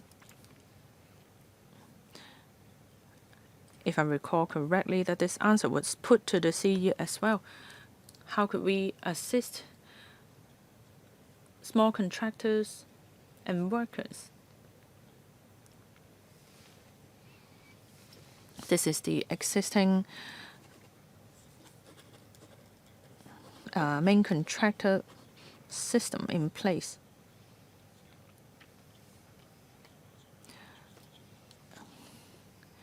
If we can assign work to different contractors, then maybe they can handle all the works at once. This is from a macro perspective. How can you arrange the projects so that they can be done on time? Mr. C. I thank Ms. Yong for her suggestions, and I understand where she comes from. Of course, we want works projects to be completed as soon as possible. However, works projects in schools are different from other works projects because for most of the time there were students studying in schools. So we have to wait for an appropriate time, let's say summer vacation, to conduct works projects. As mentioned in paragraph 3.5,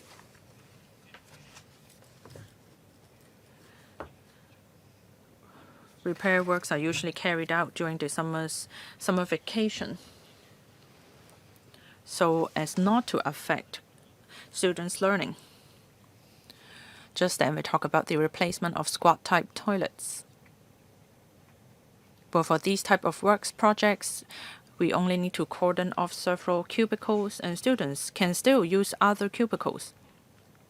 But for major repairs, if the whole lavatory is under construction, then students cannot use this facility.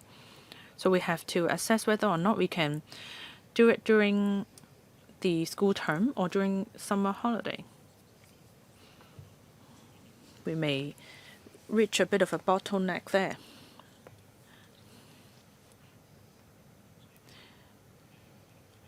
Schools go on summer vacation at the same time, so that may cause tension in manpower.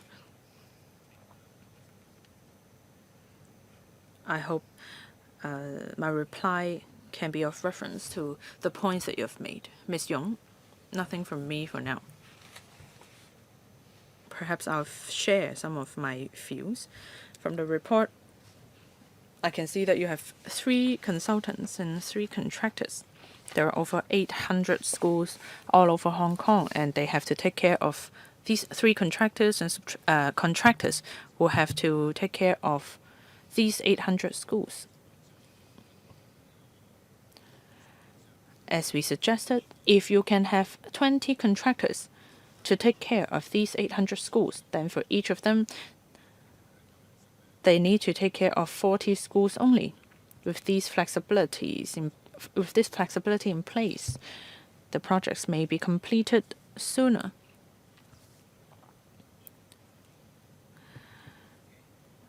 For a contractor to cover such a large area, they may take a different approach.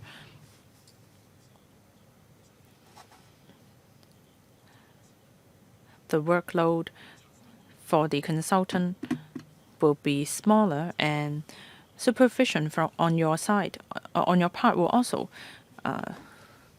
be decreased. Many people are of the view that smaller contractors cannot secure government contracts.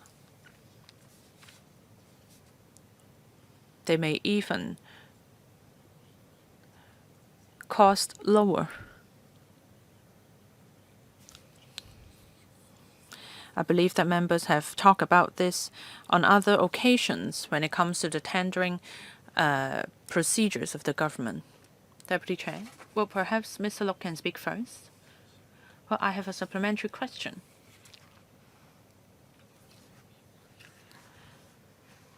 It is related to Part 3, but we have to refer to Table 2. Let's take 2021 to 22 as an example.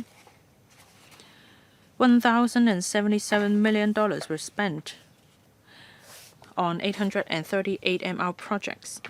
So that means, on average, for each project, it costs $1.28 million. The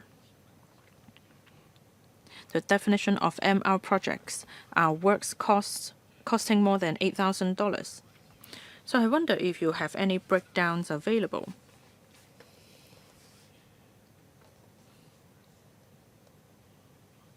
Do you have these breakdown in figures?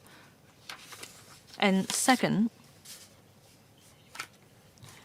in general, what types of works are involved here? Let's say renovation of lavatory or repairs of electrical equipment, etc. I think it is mentioned in the report. Mr. Ha, perhaps you can give a reply.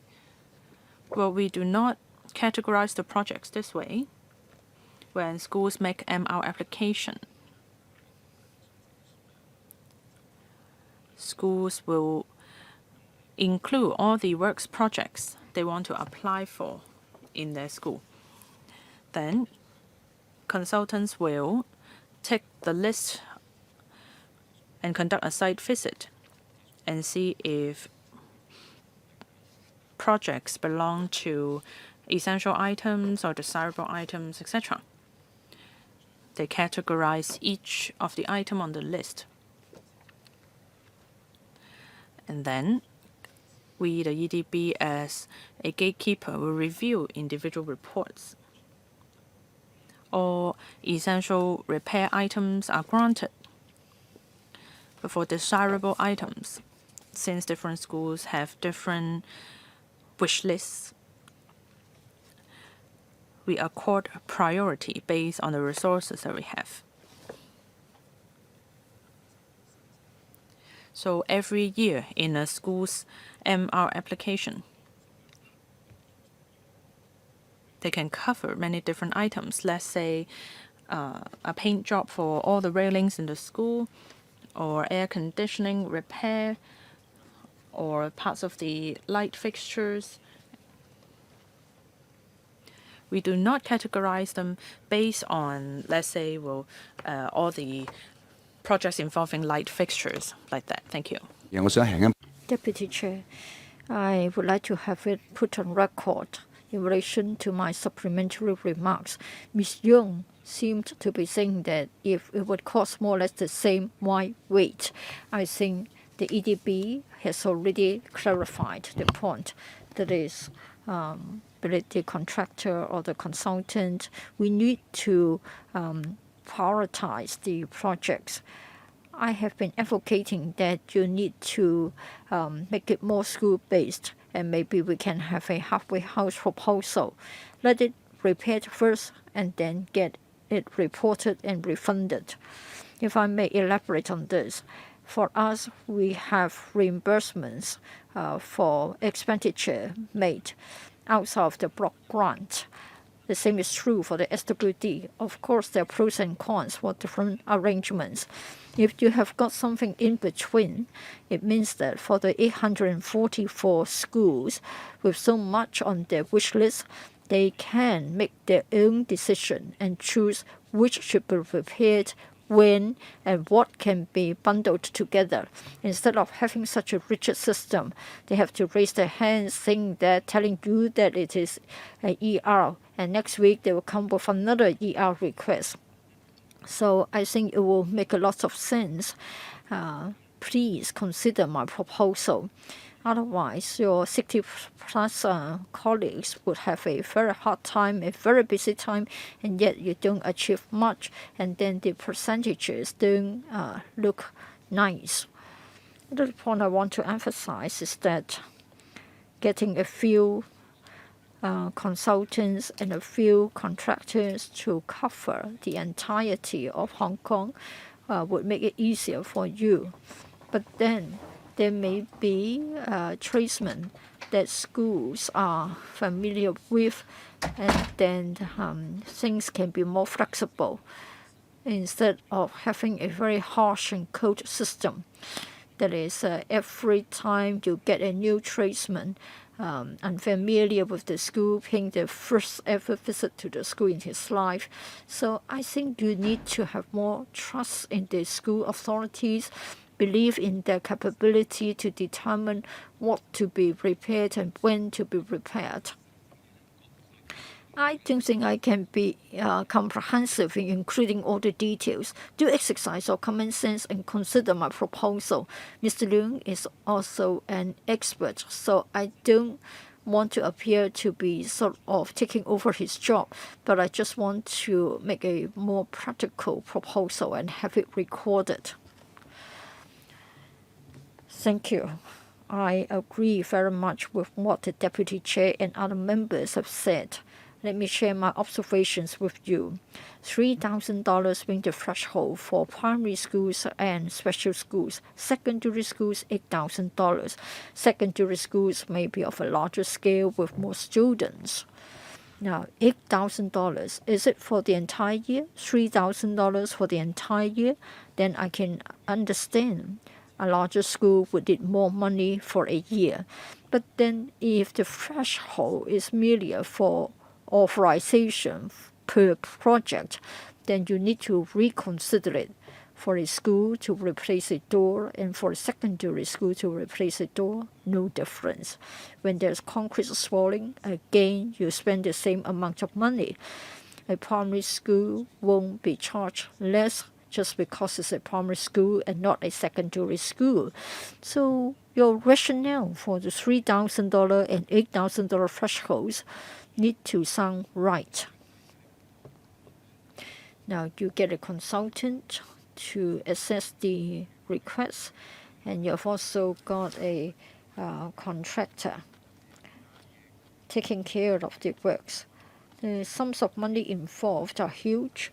The consultant's fees may only account for a few percentage points usually, but here in your case, 9%, 10%, 11%. Now, if a school can have more autonomy for simpler jobs, I don't think it is that difficult to replace a toilet. You can get a repair shop to do it. It is not that technical. So give them autonomy. Schools can do it themselves, and then you don't need to get a consultant to carry out an inspection. Now, I don't know if they're going to send a surveyor to be there for 3 hours in the morning, and then he'll go to his office and try to write a report. It takes longer to complete the process, and it involves payment. For teachers, I think teachers are well educated. School principals are educated. They can get a number of quotes if it is not going to cost a lot. For simple jobs like replacing a door and addressing concrete spalling, it will cost less. Schools don't have to wait that long. The cost saving will be huge, and schools can exercise their autonomy. Now, of course, some schools may not want to use their recurrent money. Of course, if I have to dip into my pocket, I don't like it. But upon completion of the repair, if I can be reimbursed, then it will be fine. I'm sure schools can take care of such jobs. For larger projects, of course, we have to leave it in the hands of the consultants, like the renovation of the school hall or the renovation of the school playground. For simpler jobs, even a housewife can do it, can take care of it, not to mention a school principal. I think this is a better way to spend our public money. I urge the Bureau to take care of this. Both Paul and Eunice have talked about prioritization and the contracting system. Please consider them. Just want to share my observation with you. Mr. Leung, if we haven't got other questions on part 3, then let's move on to part 4. Thank you, Chair. I want to pick up the point you made. That is, schools should be given more say. They should be allowed to exercise a greater degree of autonomy. Now, a question about the consultants. Do they charge per visit, as well as the amount of time spent on a project, or will the consultants be receiving a fee in accordance with a certain percentage agreed in relation to the value of the works projects? Mr. Ha, please. Consultancy fees. Now, you have got a 3-year agreement. Probably it is all inclusive, right? But then probably they have details about their fees, like the hourly rate for their consultants. Thank you, Chair. For the term consultant, the fee is in accordance with the percentage of the value of the works project, so it's inclusive. They don't get paid in accordance with the time spent on, say, the school visit.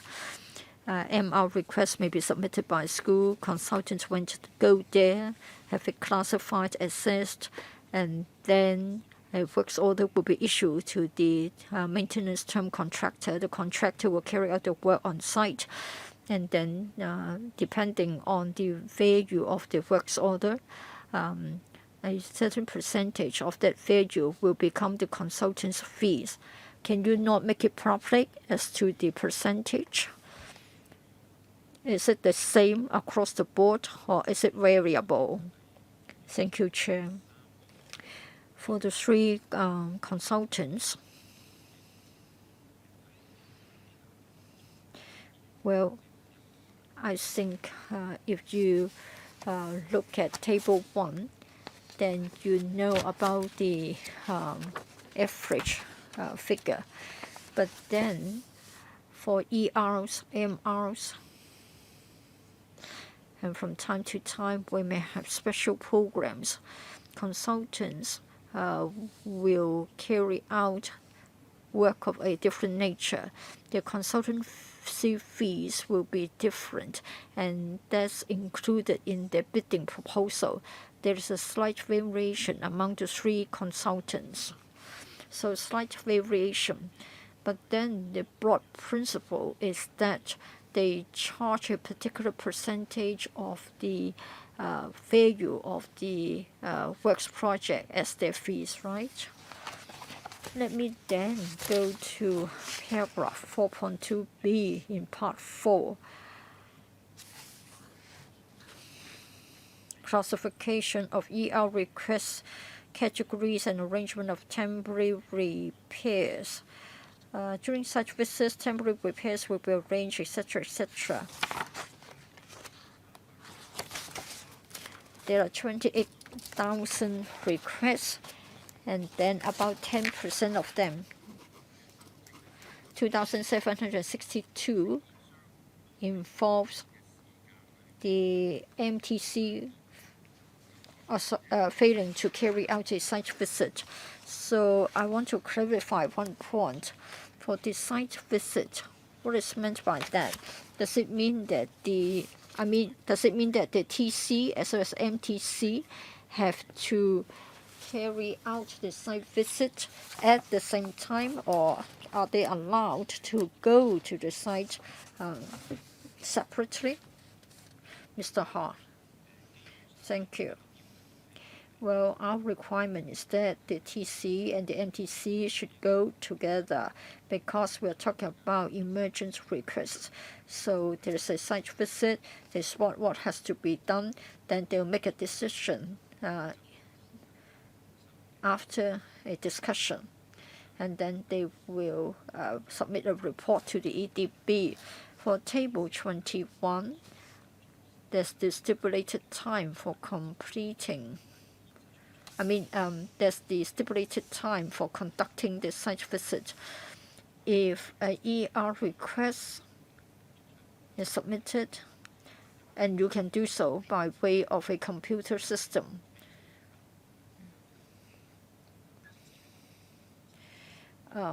if we have an ER which can't wait for the MR cycle, it can be an ER. But then for very urgent ERs, schools can sort of approach the relevant or the corresponding consultant.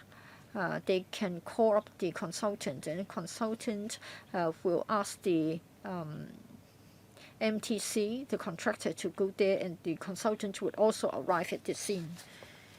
In other words, 10% were not conducted within the stipulated time. In other words, it's a responsibility on both parties. You ask both parties to be there at the same time. So it's not a matter of, in such cases, either one party cannot be there. Basically, the answer is yes. If I may elaborate on Table 22, for 3 separate years, we have got different categories: emergent, urgent, and general repairs. For those, in 2019-2020, 2 ER requests not completed within stipulated time. One in the following year and another one in the following year. We did inspect it carefully afterwards. It's a matter of classification. Schools told the consultant about the status quo, and it was regarded as emergent by the consultant. Upon arrival at the scene, it was not actually that urgent.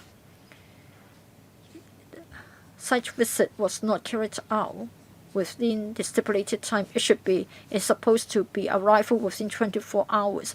But in fact, in one case, what happened was that the phone call was made to the consultant at 7 p.m. on a Friday evening.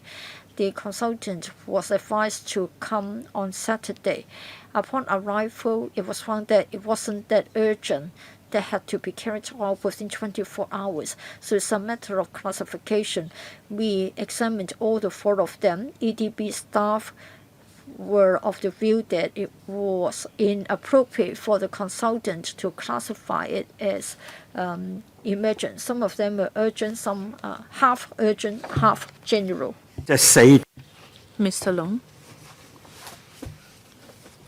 with reference to paragraph 4.8 and 4.9, it is mentioned that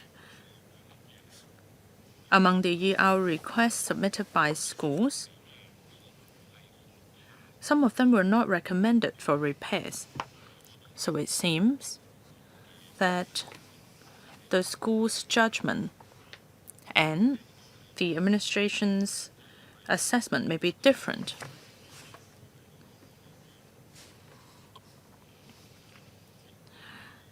Part of the reason may be the fact that school personnel responsible for repair or maintenance may not be well versed in the assessment required. In 2019 to 20, a policy was put in place where there is 1 executive officer per school. With these executive officers, should they have a better grasp or a better assessment of works required? Permanent secretary? Yes. In order to support schools in their administrative work, we have allocated more resources and have 1 executive officers per school. We have stepped up training to train officers on guidelines of repairs or maintenance required in paragraph 4.8 and 4.9. Very often, schools are not aware of the ambit of the ER projects.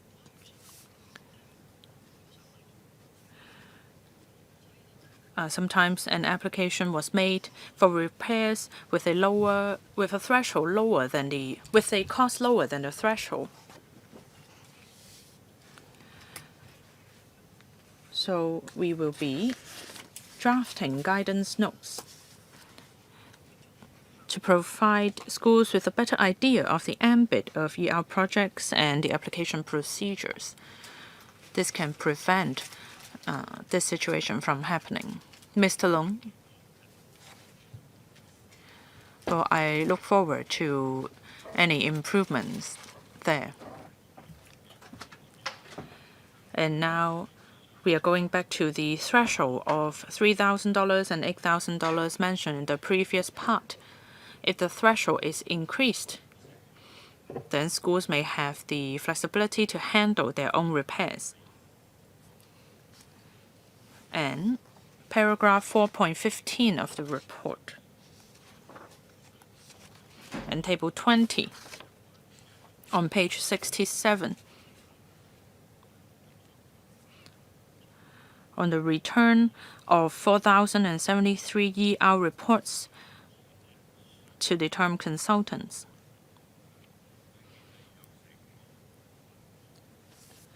As we said in the previous part, for 3,042 ER reports, they were returned because of missing or incorrect necessary information. You have explained this in the previous part. But if we refer to the Secretary's reply, RAT/5/Gen 1, Annex 6,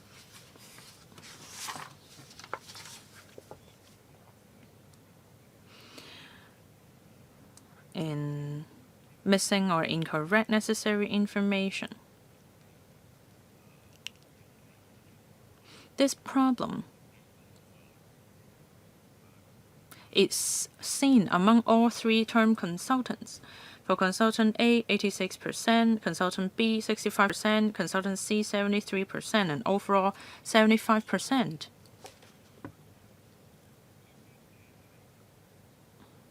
I would like to understand that necessary information should be something very simple, right? Since they are necessary.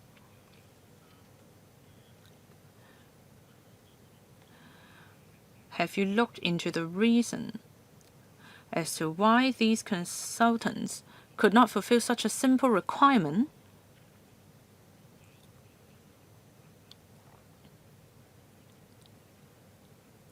Are they not able to understand or to have the ability to fill in necessary information? Permanent Secretary, well, we have guidelines in place and requirements are set out there. We understand that the current figures are not satisfactory. We will set clearer guidelines to hopefully improve the situation. I'll invite Mr. Ha to give additional information regarding necessary information. To pick up on what the Permanent Secretary said, since we are utilizing public funds, we require consultants to specifically point out the issues and any repair works necessary. Let's take toilet leakage as an example. When we talk about missing or incorrect necessary information, we ask consultants to set out correctly which toilet on which floor is experiencing this problem. Or perhaps they have to say clearly that it is the male lavatory on the first floor. But where is the leakage coming from? Is it from the water closet? So should there be a replacement of the water closet, or would there be other issues involved? Consultants may be giving general description without giving the specific details. They have to provide a breakdown for individual items and their cost. So that is the reason. Mr. Long, I have a suggestion.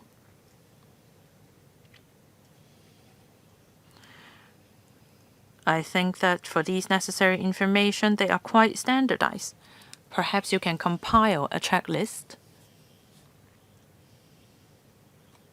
Consultants can tick the right boxes.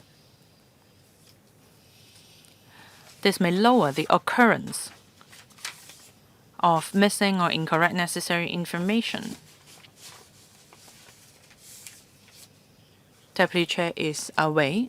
Well, just then, the Deputy Chair said that for people working in the construction industry, they may not be well versed in report writing. And the same is true vice versa. I don't think that is entirely correct. For engineering officers, they are trained in writing reports. And here we are not talking about detailed reports. They are only reports on justification of repair works. So we are talking about something very simple and can be solved by providing them with boxes to tick.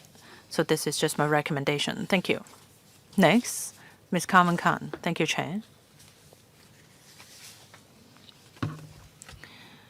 In part 4, I think we can see the EDB's management skills when it comes to managing emergency repairs projects and whether or not there is room for improvement.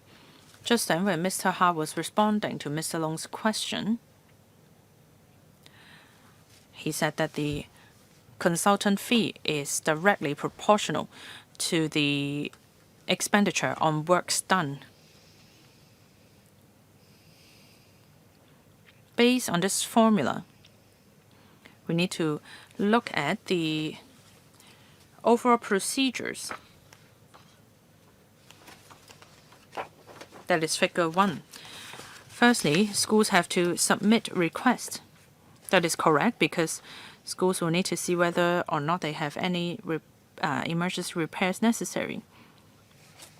Then, TCs will be engaged, and TCs and MTCs will conduct site visits together. After the site visits, they will hand in reports to the EDB, and EDB will approve the reports. So I understand that EDB serves as a gatekeeper. So I understand what the Permanent Secretary said about the limit of flexibility because they need to fulfill a gatekeeping role. But since this is connected with the consultant fee,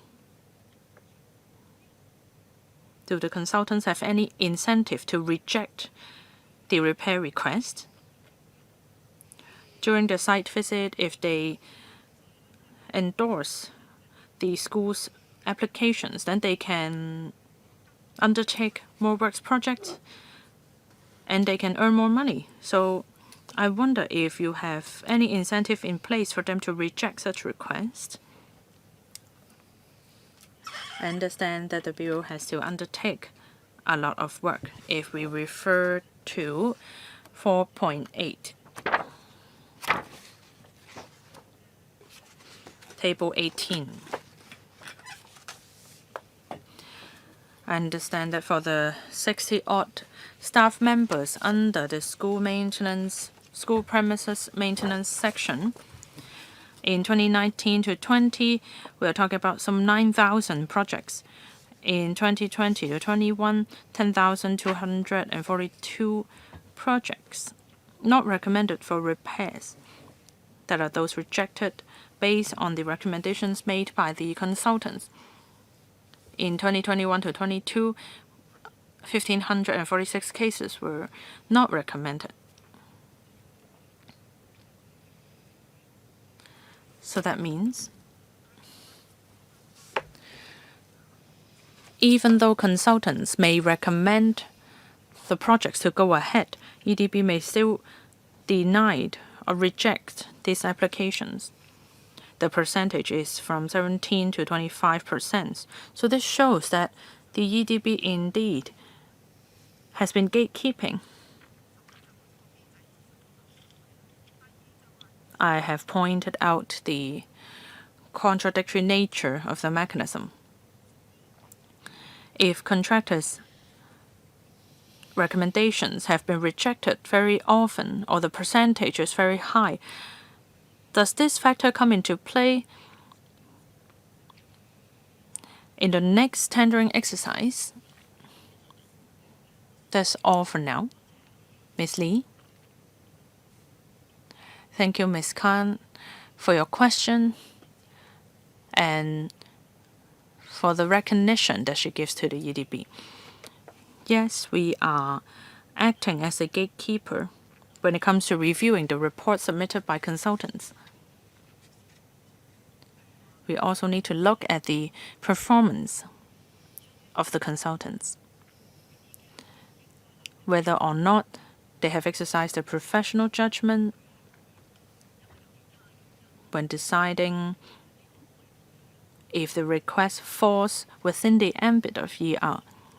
These are the things that we look at when we evaluate the value for money side of things. To answer Ms. Khan's question, we do monitor consultants during the exercise of their professional judgment.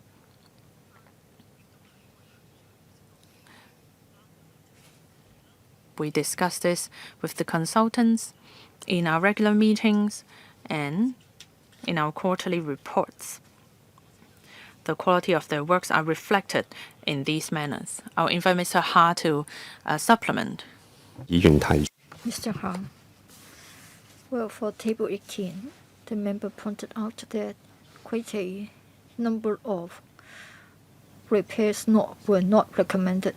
Well, in fact, the recommendation was that of the term consultant. So it's not a matter of consultants recommend the projects and yet rejected by the EDB. So just want to clarify this point in the first place. Well, do you have a table somewhere to show us that recommendations by the consultants were vetted by you and some were not recommended by you? Thank you, Chair. I don't think I've got it with me. However, our usual practice is that very seldom consultants, well, let us sort of look at it this way. A request is made by a school saying that something has broken. Well, seldom do we see that a school will come up with a request covering a facility or equipment that hasn't broken. So it's a matter of making a judgment as to how urgent it is, whether we can afford to wait till the MR cycle or whether it should be a ER. And even for ERs, they can be of three different natures. Sometimes a consultant may say that it's very urgent, but we say that it isn't really that urgent. Seldom have we got anything that we say that totally it is unjustified. As the PS has mentioned, there are requests that are below the threshold values. There is $3,000, $8,000. Schools should not have raised it in the first place. It should be their own responsibility to do it. Ms. Ken, I thank Mr. Ha for clarifying this. That is, when it is said that not recommended for repairs, it's a recommendation of the consultants. And the percentage ranges between 17 and 25%. Well, that takes me to another question. That is, what is the role of the EDB? So you will play the role of a gatekeeper again. Paragraph 4.12. Or rather, look at the figures in table 18. We've got over 6,000 repairs per year. Judging from table 18, there are many more than 6,000 requests. Sometimes the requests are submitted repeatedly within a short period of time, or the requests have been made despite failing to reach their threshold levels. So your time is wasted and the efficiency of the consultants are being dragged down. In paragraph 4.11, it is said that we haven't got guidance. You haven't got guidelines for ER works, but then you do have examples. Of course, examples cannot be exhaustive. The audit has come up with a good recommendation for the EDB. You can give examples of ERs. You can also give examples of plainly not emergent repairs. This can avoid misunderstanding on the part of schools and consultants, and then the percentage of requests not recommended will drop greatly. P.S. If I may start with a few replies. Thank you, Ms. Ken, for your questions. The EDB does gatekeep. We may agree with the consultants, but ultimately we make the final decision. For paragraph 4.12, we say that we agree with the audit recommendations. The guidance notes will be updated with examples. In particular, for ER requests, obviously not within the ambit, we have to bring this out. We have to bring out the message clearly to avoid getting such requests in the future. Now, for ER requests, I hope schools will have a better idea. Otherwise, our time will be wasted unnecessarily. Mr. Hart, anything to add? No? Ms. Ken? If I may go to Annex 6 of Gen 1, related to paragraph 4.15, which supplements Annex 6 supplements Table 20 of paragraph 4.15, where we can't tell one consultant from another. But then in Annex 6, we have the breakdown figures, reasons for returning ER reports for individual consultants, missing or incorrect necessary information. And it is as much as 75%. In other words, it is quite unacceptable. 3,000 cases, even necessary information has been found missing. For the information in Gen 1, we get the breakdown, and then we see that for consultant A, 86%, consultant B, 65%, consultant C, 73%. That takes me back to the question I asked on the part concerning MRs. For such failures, I want to know whether it has a bearing on whether awarding the contract to such consultants for the year 2023 to 25. Ms. Lee, indeed, every time we take a look of their past performance. In the process of procurement, we look at the technical assessment. We'll also look at the bid price. Yes, the technical assessment and the price asked for have to be considered. But what about the quality of the work? What about whether they take it seriously, whether they respect the EDB? I think such should get a heavier weighting as well. That takes me back to the earlier questions. The Director of Audit advised that we can have it covered in our own report. Now, for consultants A, B, and C, I think we should find out whether they have been awarded new agreements again in the new cycle. I have to emphasize that we have a fair, open, and just tendering mechanism. Some consultants in some agreements might have areas for improvement, but we do carry out an overall assessment, and we take into account of the information on the Development Bureau's website. That is, they have got a list of approved consultants. Only such would be eligible for bidding.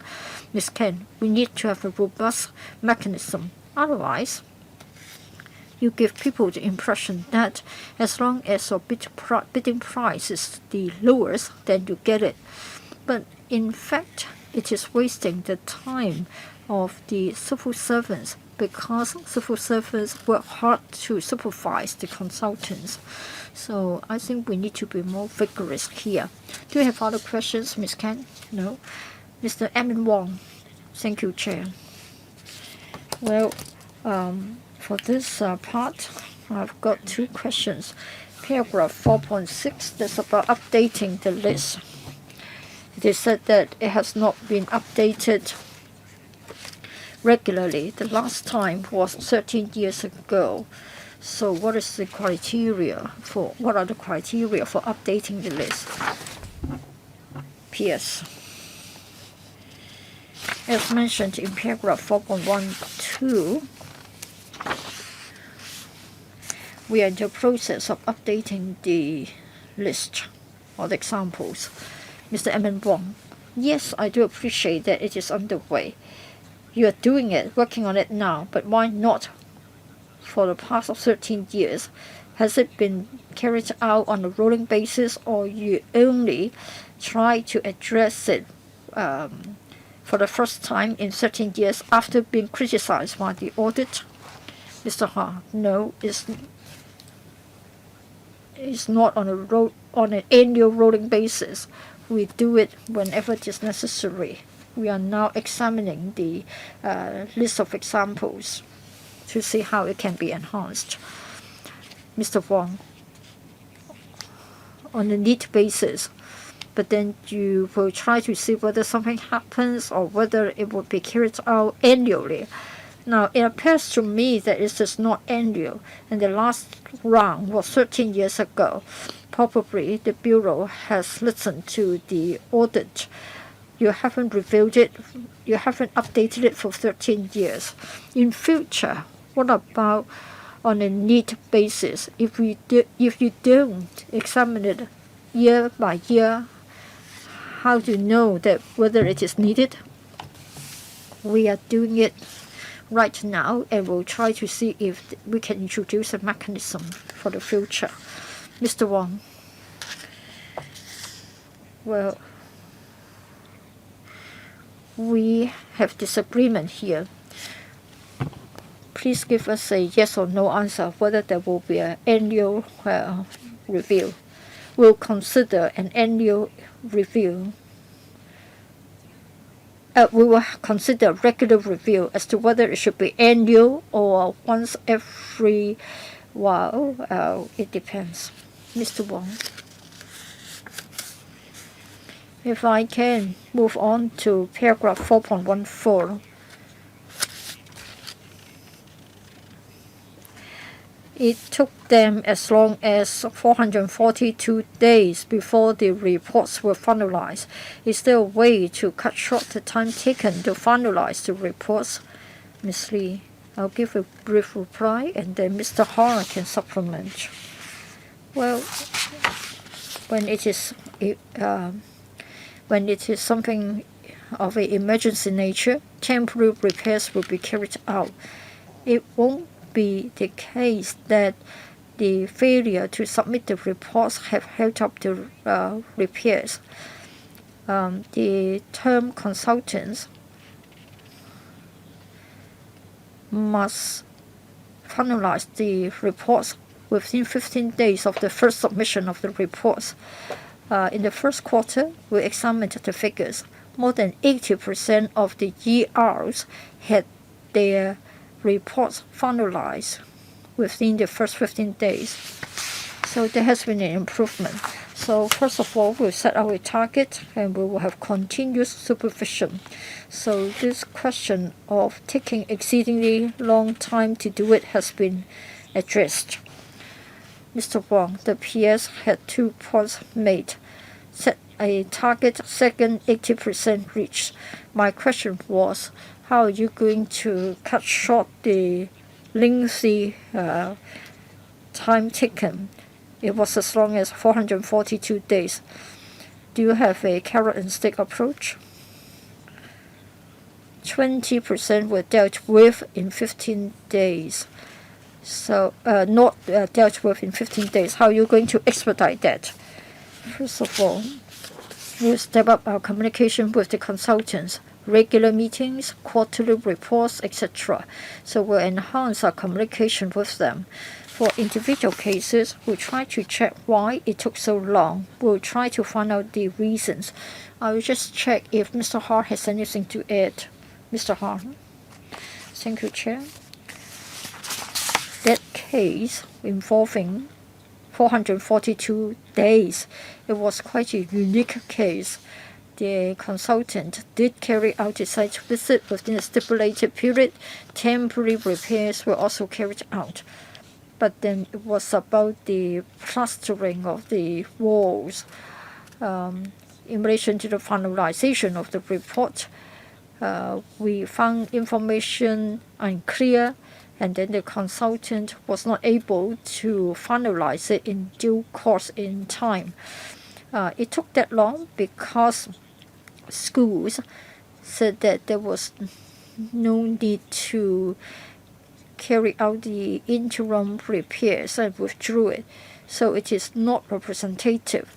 Generally speaking, we carried out an inspection ourselves.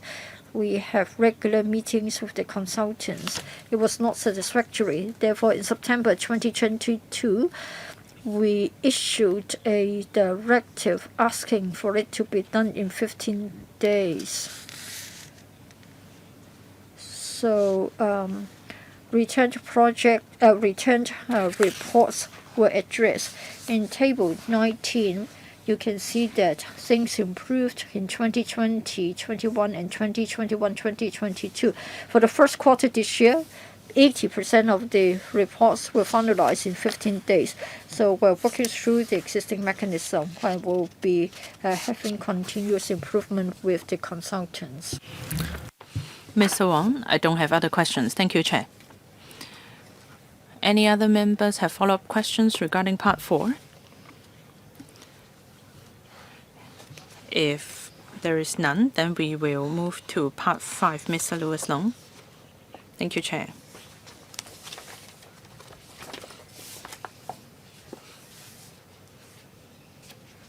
Please refer to paragraph 5.7.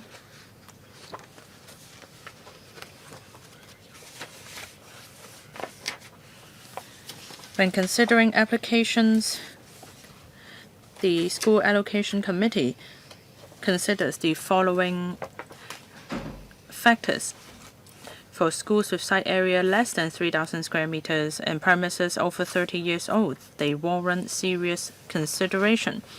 But in the 6-year period from 2017 to 2022, 19 matchbox-style schools applied for reprovisioning, and only 5 of their applications, that is about 1/4, were successful.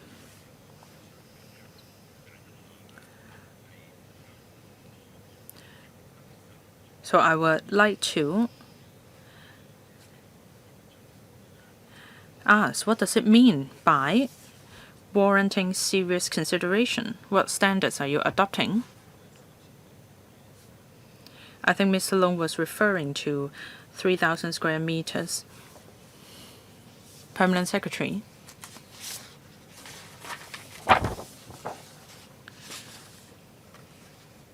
When we have newer school premises or sites located in prime locations, we consider the quality of teaching and learning because this involves utilization of public resources. In the process of allocating school premises, we take into consideration the past experience of school sponsoring bodies, their school plan, and their track record. For substandard premises, they do warrant serious consideration. That does not mean that we accord them with a higher priority.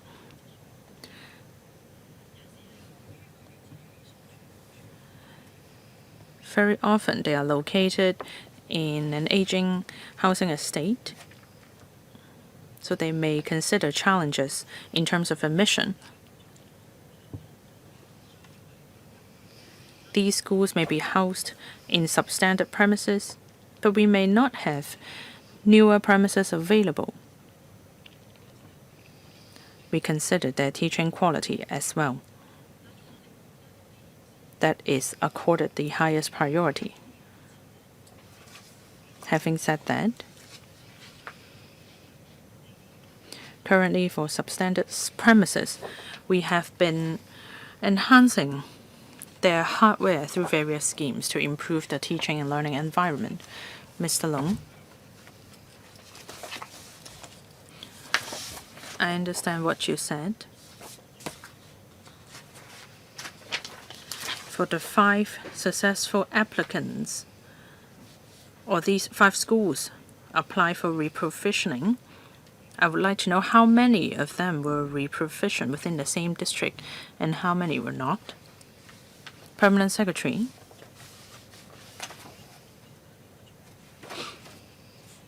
I would like to add that regarding reprovisioning of school, we have to look at population distribution among Hong Kong. Sometimes it may not be appropriate to reprovision the school within the same district. since the number of students may be declining. So we have to look at the demand and supply of individual districts. I wonder if we have the figures on hand. Under Secretary, if I may add, there are reprovisioning within the same district and reprovisioning that are not in the same district. One of the schools, the Carmel Learning Tech College, it was located in Kuntong, and it will be reprovisioned in the Anderson Road new development area. Another school was reprovisioned from Kwai Ting to Sham Shui Po. I thank the support of the Finance Committee. The distribution of these reprovisioned schools can be provided after the meeting. Mr. Long, well, I look forward to your supplementary information. Paragraph 5.14 and 5.15.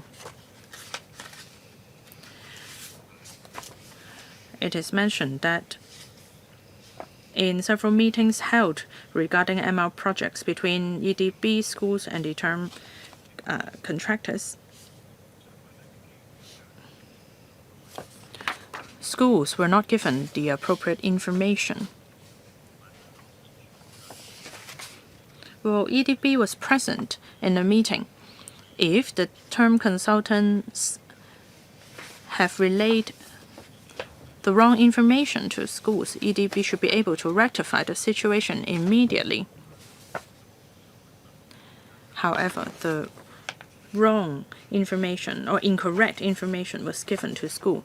I would like to know why the EDB did not make clarification at the spot, on the spot. Mr. Ha?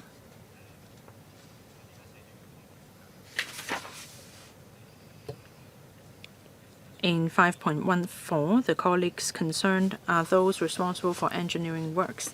At the time, they did not make clarifications. Afterwards, they realized that the incorrect information was given to schools and they have made follow-up action. In May 2021, there were 2 meetings. In May 2022, there were 3 meetings. We are talking about 5 different ML applications. And we have made clarifications for all of these 5 schools. They have submitted their applications and they have been approved. So ratification was made. Mr. Long, it was good that you rectify the situation, but it would be better for you to clarify the incorrect information given in the meeting.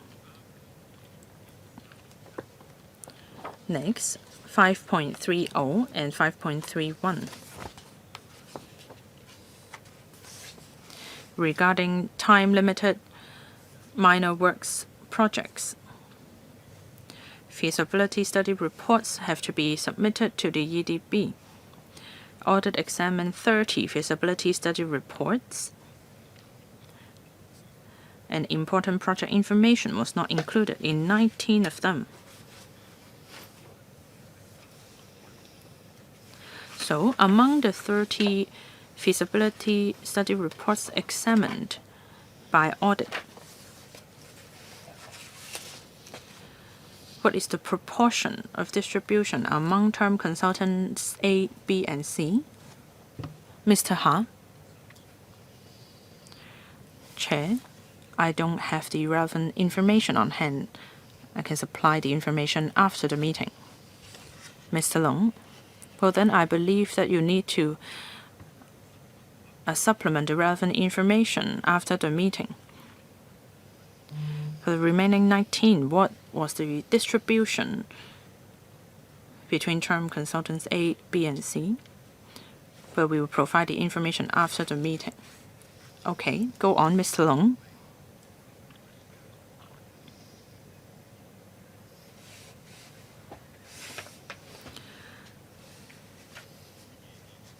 for those failing to provide important project information.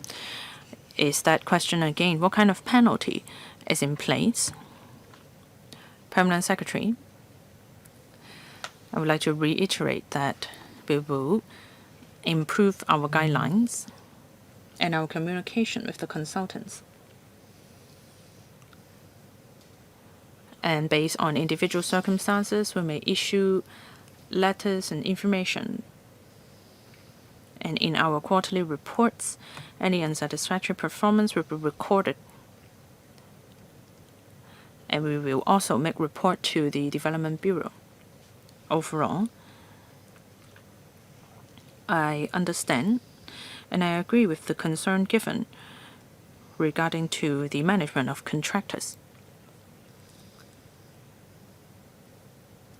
We will review how we manage the contractors. We will certainly step up our efforts. Mr. Long, Chair, I have a suggestion. When it comes to management of contracts, it is a bilateral effort. We are talking about a contract period of 2 to 3 years.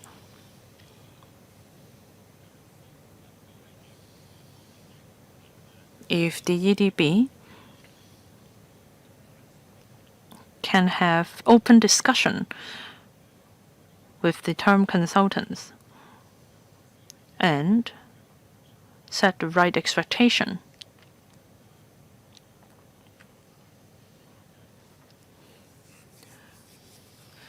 to quote the Deputy Chair or Audit, cold figures or hard facts may not reflect the actual situation.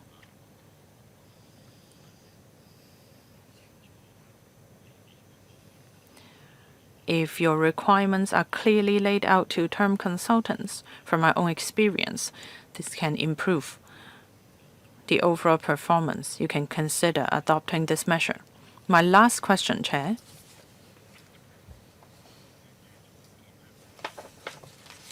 (5.34). It is said that the EDB would take measures to ensure that the feasibility study reports of improvement projects include all important project information.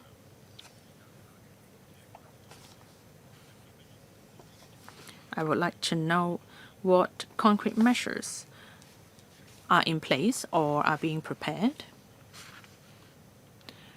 Permanent Secretary, I'll say a few words first. We think that clear information dissemination can help with the overall workflow. So we will enhance this dissemination of information to schools. In the report, it is mentioned that some schools may not be aware of certain information. So every year, when we issue relevant circulars or notices, we will include detailed information. Just as Mr. Long suggested, the adoption of a checklist. We'll certainly think about that. We want to convey or give guidelines to schools and contractors in a clear and concise manner. I hope that you can adopt these measures as quickly as possible. That's all from me. Thank you, Chair. Next, Ms. Carmen Khan. I would like to share an observation and 2 questions. In 5.2,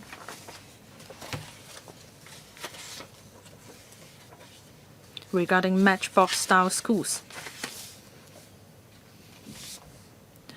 the EDB has the following to say. Notwithstanding this, according to EDB, there are many factors contributing to the quality of education provided by a school, and there is no direct relationship between the conditions of the school premises and the teaching quality of the school. Chair, it is my observation that for students living in substandard homes, the quality of the education they receive has no direct relationship with the living conditions Does this correlation stand? Of course not. If they achieve great things, even though they are living in substandard homes, it doesn't mean that we should not solve their housing problems.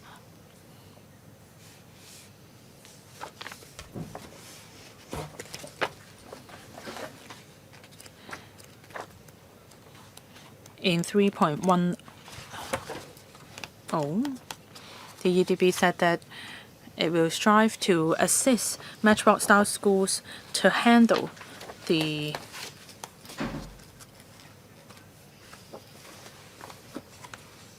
issues that matchbox-style schools may face before they are reprovisioned. Chair, perhaps you need to extend the meeting. We are running out of time. And in 5.11, in 2021, all additional improvements works have completed. I wonder if you have asked the schools whether or not they agree with the assessment done by EDB. Ms. Lee, I would like to share my observation with you arising from your comments. We do attach a lot of importance with the teaching and learning at schools. We are concerned about the learning environment in school premises.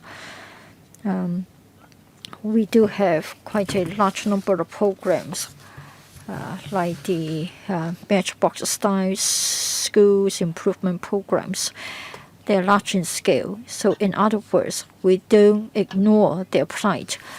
In Table 25, we try to understand their problems and we set aside money to carry out different programs. Ms. Ken referred to paragraph 5.10. Based on what we have already done to enhance the conditions of substandard schools, we will continue to look at their problems like lack of space and ways to improve their premises. At the same time, I want to point out that in some areas we have a drop in the school-age population. For substandard school premises, that is matchbox-style school premises, the situation is that they may not need to use all their rooms, their classrooms, and they can be more flexible in changing the purpose of different classrooms with the result of enhancing their space utilization. Now, technology is advancing rapidly. We know that during the pandemic, there were opportunities to have hybrid teaching, making use of IT, electronic means, etc. And we were able to have a breakthrough of the limitations of school premises. EDB also emphasizes learning outside the classroom. We do support their efforts, like using different funds, like the different funding sources available for students to visit museums. So for 5.10, we talk about helping them deal with the issues of insufficient space and facilities before they're finally reprovisioned. We try to help them to be flexible in the use of their space, like changing the purpose of the rooms or converting the facilities, merging the rooms, and then enhancing the quality of their teaching and learning, both inside and outside classrooms. I'll pause here. Ms. Ken. I think she hasn't answered my question. Will you carry out a survey? Will you interview the schools to check if they agree with you? Communication with schools. We have close dialogues with the schools. We have the school development section. We've also got the school maintenance, school premise maintenance section. We've also got district officers. we are always in close liaison with the schools. We'll continue to work with them under the existing mechanism. Ms. Ken, the Bureau was saying that such schools will be allowed to have a hybrid style of teaching and learning, and they will make greater use of IT, having online and offline resources. So I really hope that the Bureau can implement such measures. So just an observation, not questions. No more questions. Thank you. Next, Mr. Emin Wong. Thank you, Chair. 5.11. In the year 2021, all additional improvement works were completed. $106.9 million spent. What was done? P.S. Mr. Hart can take up the question. Mr. Hart, please. Members may want to go to table 25 of the report. There are 5 issues there. For matchbox-style school premises, we know that there's an urgency regarding the 5 programs that we have agreed with the educational sector. In addition, in January 2017, we started another program. Other than the 5 in table 25, there was another program to see if they could be more flexible about the partitioning. Say, for example, a wall between classrooms can be dismantled to create a larger classroom. So that can be regarded as the 6th program. $106.9 million accounts for the 5 projects in table 25 plus the one I mentioned. Mr. Emin Wong, paragraph 5.22. Workmanship issues with the air conditioning unit replacement project. There was noise and also it's blocking. It was blocking the window, blocking the sun. I want to know how come this was allowed to happen. I found it weird to see that it was blocking the window. Didn't a consultant or a contractor visit the site in advance? Mr. Ha. For this particular case, it was in fact identified by us during our site visit. I can't tell why the contractor did it this way. Of course, it was not right. As I have said last time, before a project was completed, we do have the CSC. And then post-completion, we also looked at the quality of the project. In paragraph 5.22, we said that 28 cases were identified for having workmanship issues. So they were identified during such visits or when we went to schools for other purposes and we found it. And then at quarterly meetings with the TCs, for the cases, of course, we would talk to the consultants immediately, but at quarterly meetings, we also urge the consultants to be more prudent in their inspections. Mr. Emin Wong, yes, I appreciate that. The Bureau did carry out the site visits, but then consultants have a duty to discharge. The air conditioner blocked the sunshine, and also it didn't facilitate repairs, and also the loading wasn't right.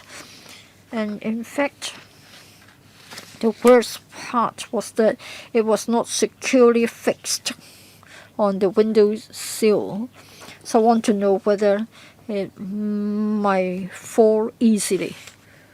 Well, we're supposed to end by 1 p.m. We are now on the 5th part, so probably we can complete the hearing today.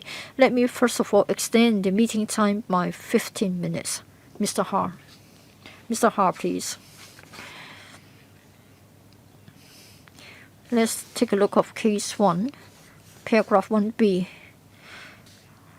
It is not that stable.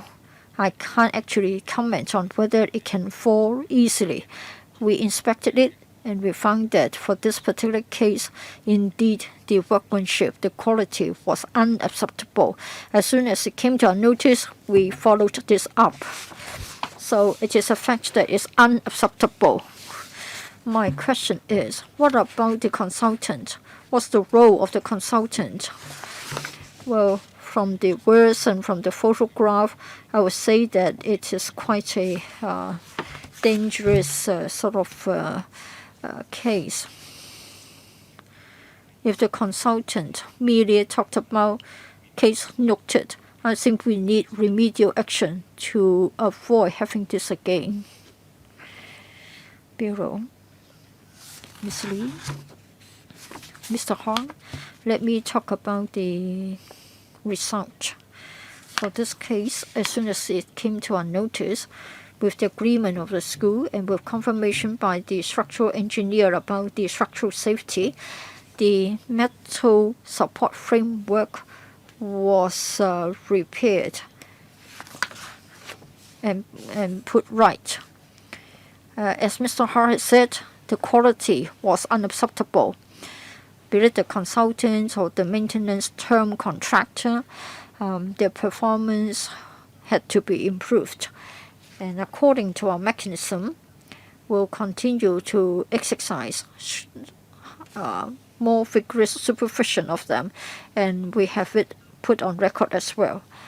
So I just want to say that we do carry out our monitoring work, and it has results. We'll continue and keep up with our work. We'll exercise our supervision of the contractors or the consultants. We'll urge them to enhance their quality. Mr. Wong, yes, it is lucky that the EDB found it. What I want to say is that the contractor was not doing the job properly. So I just want to say that the EDB's mechanism works. I haven't got other questions. Any other questions from other members? Yes, Deputy Chair, anything to add?